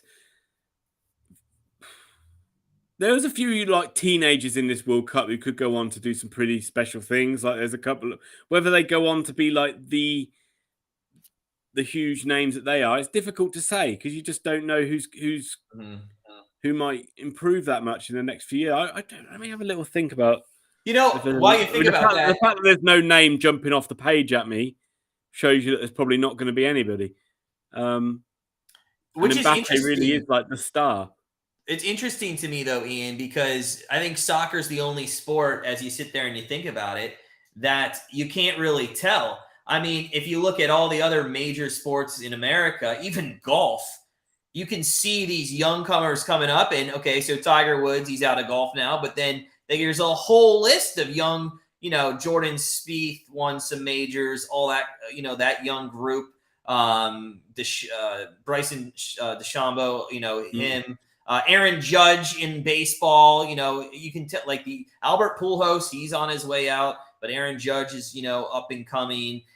In football, Tom Brady is, you know, on his way out. Patrick Mahomes, Josh Allen. It's kind of interesting though, because you would think even in tennis, you know, you had Sampras and Agassi, but then it was Federer and Jokic, and then those guys are now on their way out, and you get, you know, Sipas and those other guys that are young coming up. I can't really look. Let's not even talk World Cup. Who in the soccer world would be those next few people that are going to be talked about? Name some names in a second, but there's just free kick for the Netherlands. Chance for is it going to bounce the Netherlands way? No, it's not. It's good block, and then free kick, and Argentina got the ball clear, but.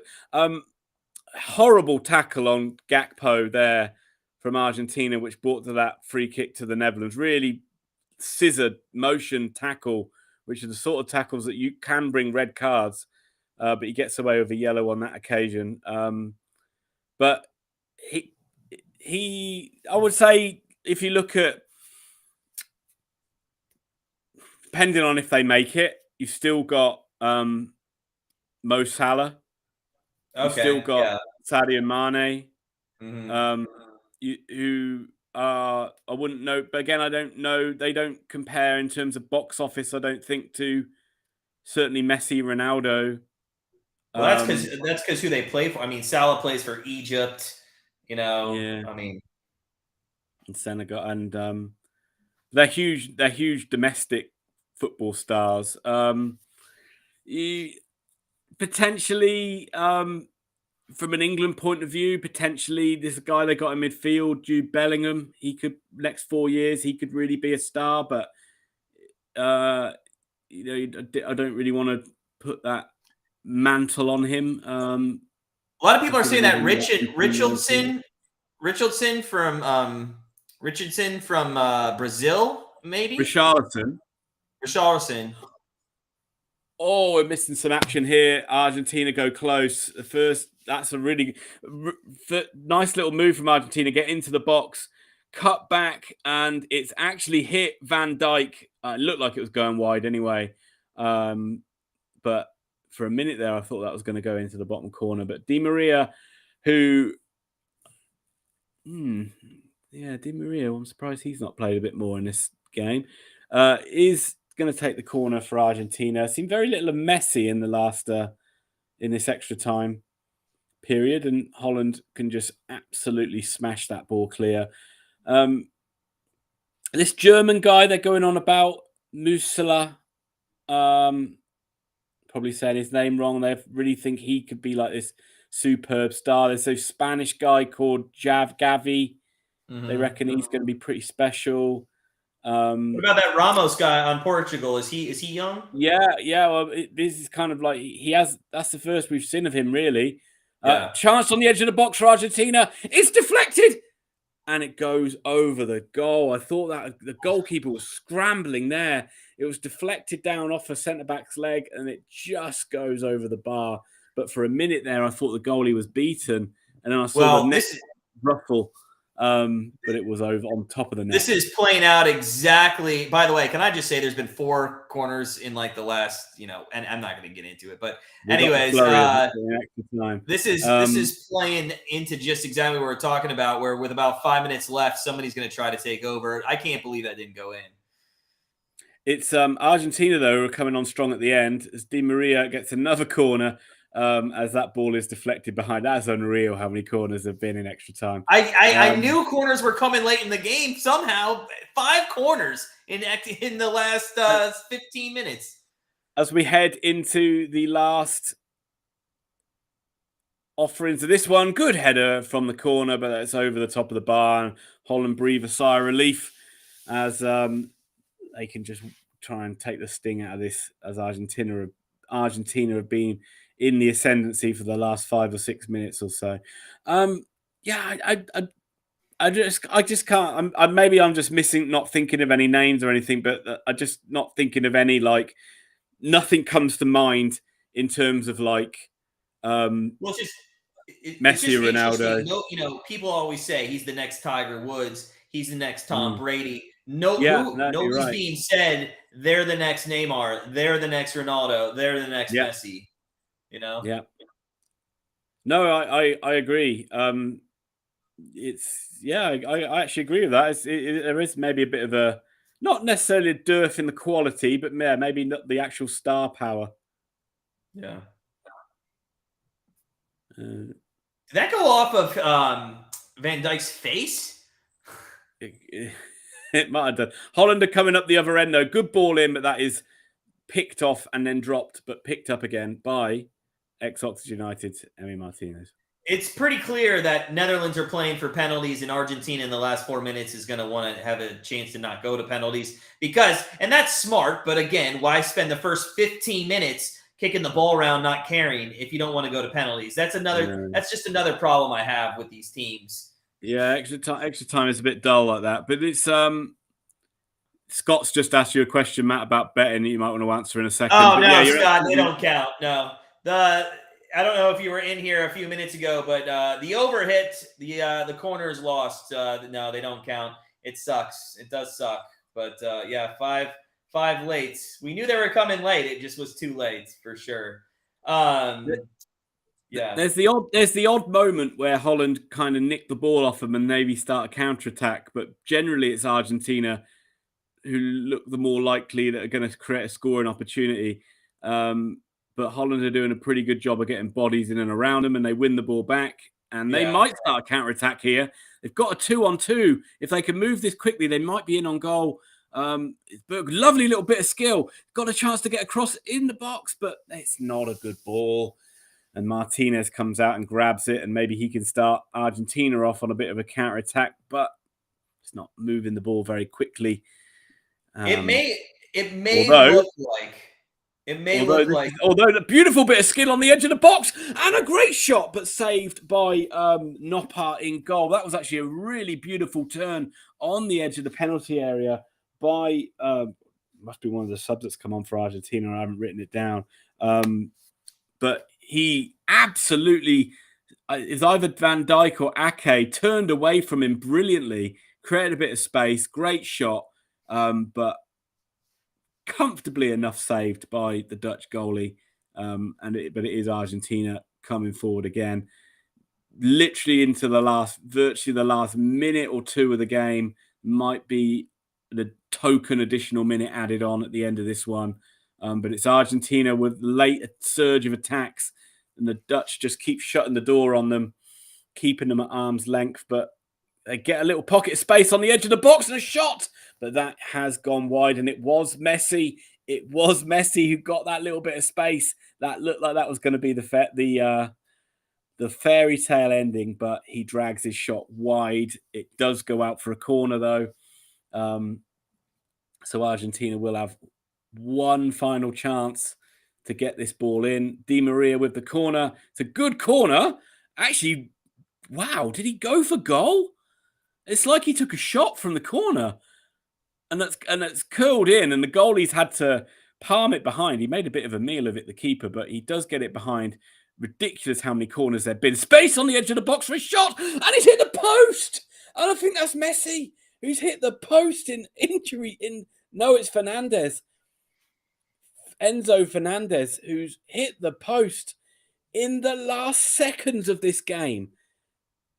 And it's gone behind for a goal kick to the Dutch. But my God, that was Argentina coming close to winning this one before the agony of penalty shootout.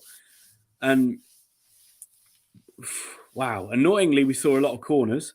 7 corners, by the way. 7 corners. I think when they kick off here, the referee's going to blow full time. No, there's an additional minute. We've still got another minute to play here. So there might be one more chance for either side if they can get it forward. Holland kick it forward aimlessly, and Martinez can gather. That might be your lot, folks. In fact, that is your lot. We go all the way to penalties in this one.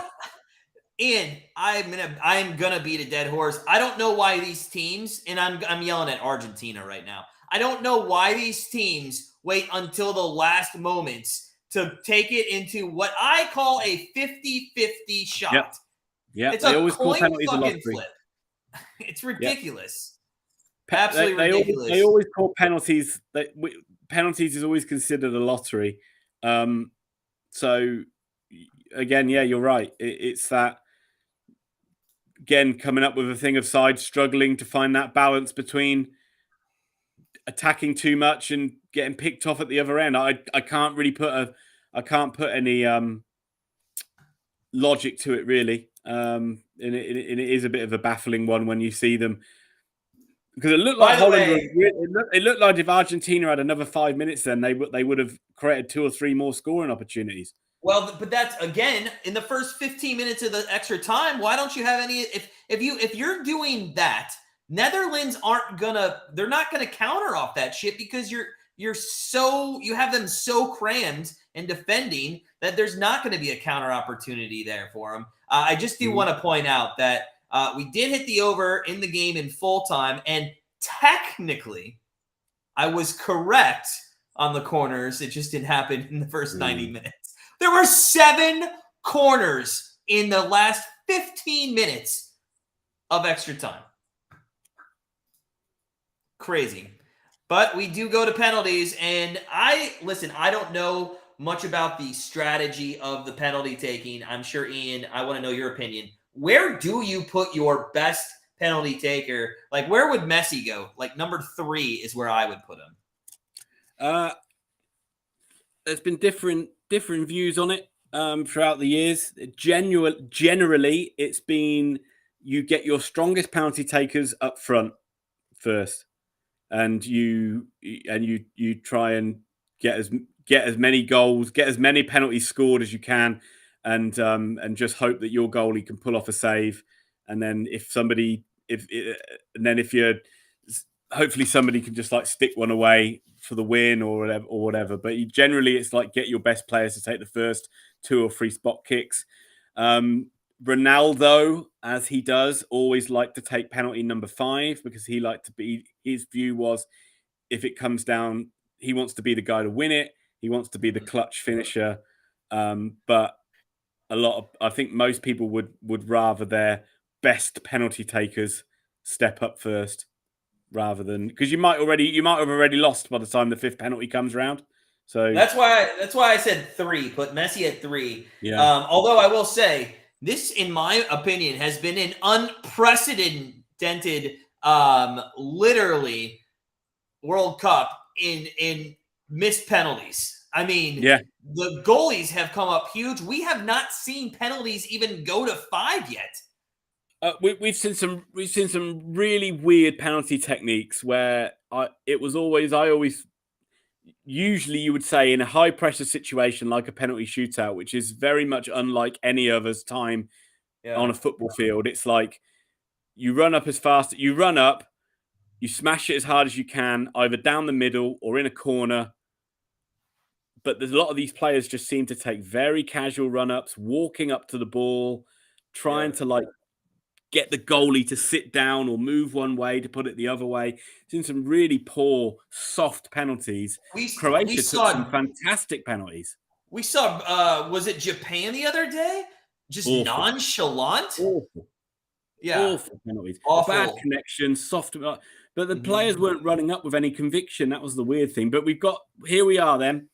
We're starting with Holland, who are taking the first penalty kick. It is their captain, Virgil van Dijk, the centre-back from Liverpool, up against Villa's Emi Martinez. I would expect this to be powerfully struck from Van Dijk. It is saved!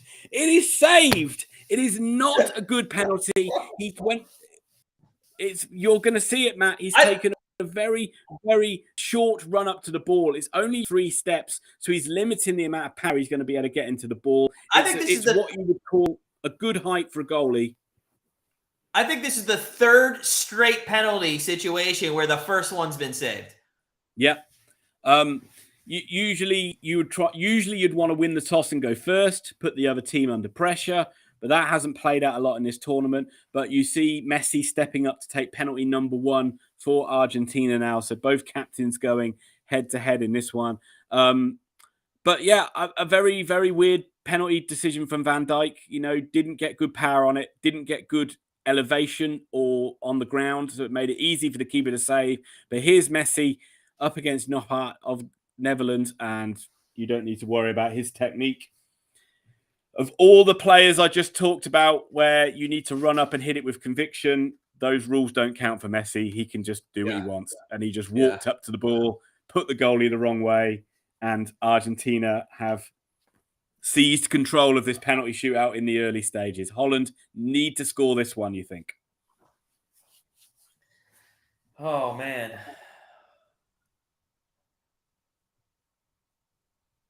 Holland traditionally have had a really bad history. Holland have been a really poor side in penalty shootouts until like 2014 World Cup when they won a couple. But in the history, they've been really bad. Here comes their second penalty. It's also saved! Argentina are 2-0 up in this shootout. Ex-Oxford United, and I'll say that again, ex-Oxford United's Emi Martinez with another big save. Again, I can't fault the run-up on this occasion, but it's not a great penalty in terms of the height of where he's put it. He's put it at a decent height for the goalie to save it. He's not hit the corner. No, he's not hit the corner at all. And Emi Martinez goes the right way. 2 great saves for him. Holland are already pretty much in last chance saloon territory. If Argentina can score this one. I gotta say, I think in all penalties, there's been 2 missed early on, if I'm not mistaken. Pretty much, yeah. They've all seemed to have played a pretty similar pattern. And the team going first has not been good. No. Second penalty for Argentina. That's what you call a bloody penalty. That's how you take them. absolutely smashed into the corner. Beautiful run up, hit with conviction. Goalie, no goalie in the world is saving that. And Argentina look like they virtually got themselves into this semi-final now. More safe here and it's over, right?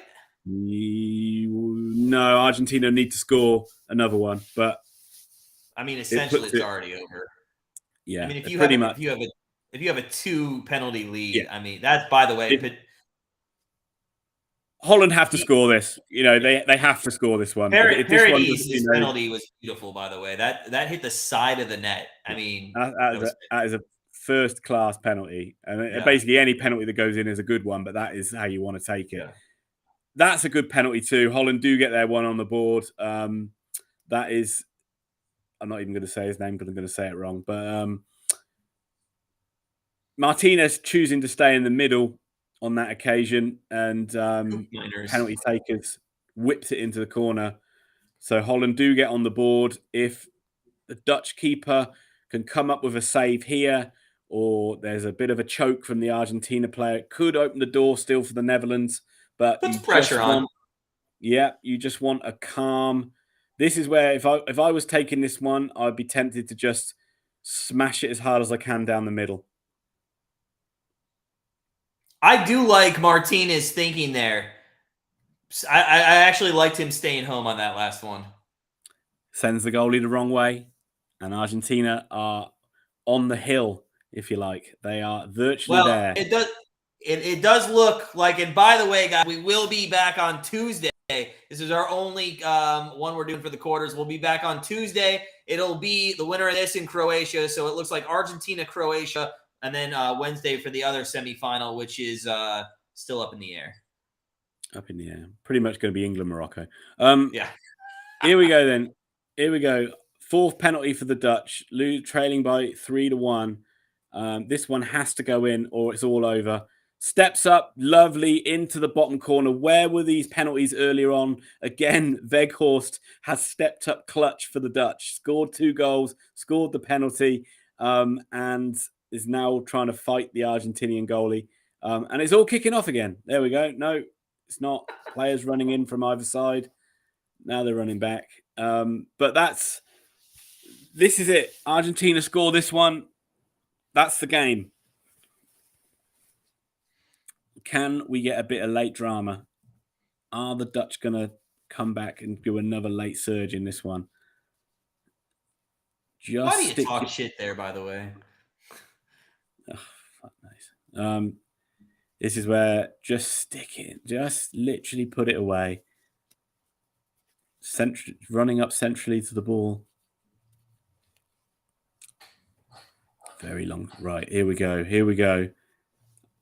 Here it is. And he's put it wide. He's put it wide. It's a horrible, horrible shank wide. And oh my God. So we have some drama here, but Netherlands has to come through first. They have to set up. Netherlands have to score this. Netherlands have to score this one. And it forces Argentina to score their final one. Oh, Fernandez, so absolutely horrible. Argentina's still very much in the driving seat here. Still got a chance to win it, even if this penalty goes in.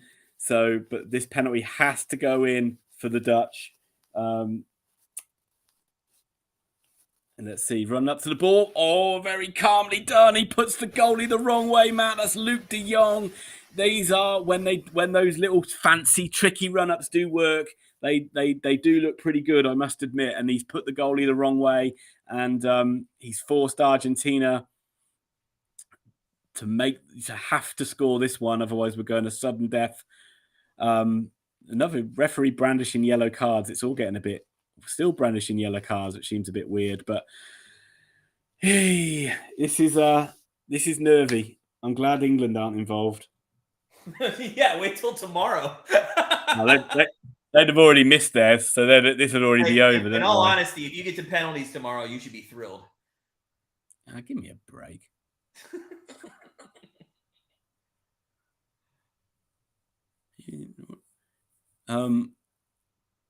Okay. Argentina. I haven't written down who's taking it, but here he comes. He steps up to win the game for them, and he does. He sends it into the corner. It is Argentina who go through. Very good penalty. Sent the keeper the wrong way. Clutch into the corner. It is Argentina who will face Croatia in the semifinals. And my God, was that a game where I think they've ended up winning that game 3 times, but they've won it in the end. That was a game, Ian. It was a great game, to be honest with you. I did not expect to be here for another, whatever it was, 45 minutes after they were up 2-0. It just, Netherlands absolutely made a game out of. They got a little lucky on a first goal, and then Argentina, I think, gave them a favorable position to score their second. They do come through on the penalties, which means Messi is still in the World Cup, and we're going to have at 1:45 p.m. next Tuesday, we'll be live with the first semifinal, Argentina versus Croatia. Last thoughts on today's game, Ian, before we head out? Always the bridesmaid, never the bride. That seems to be the route for Holland as they go out of another World Cup.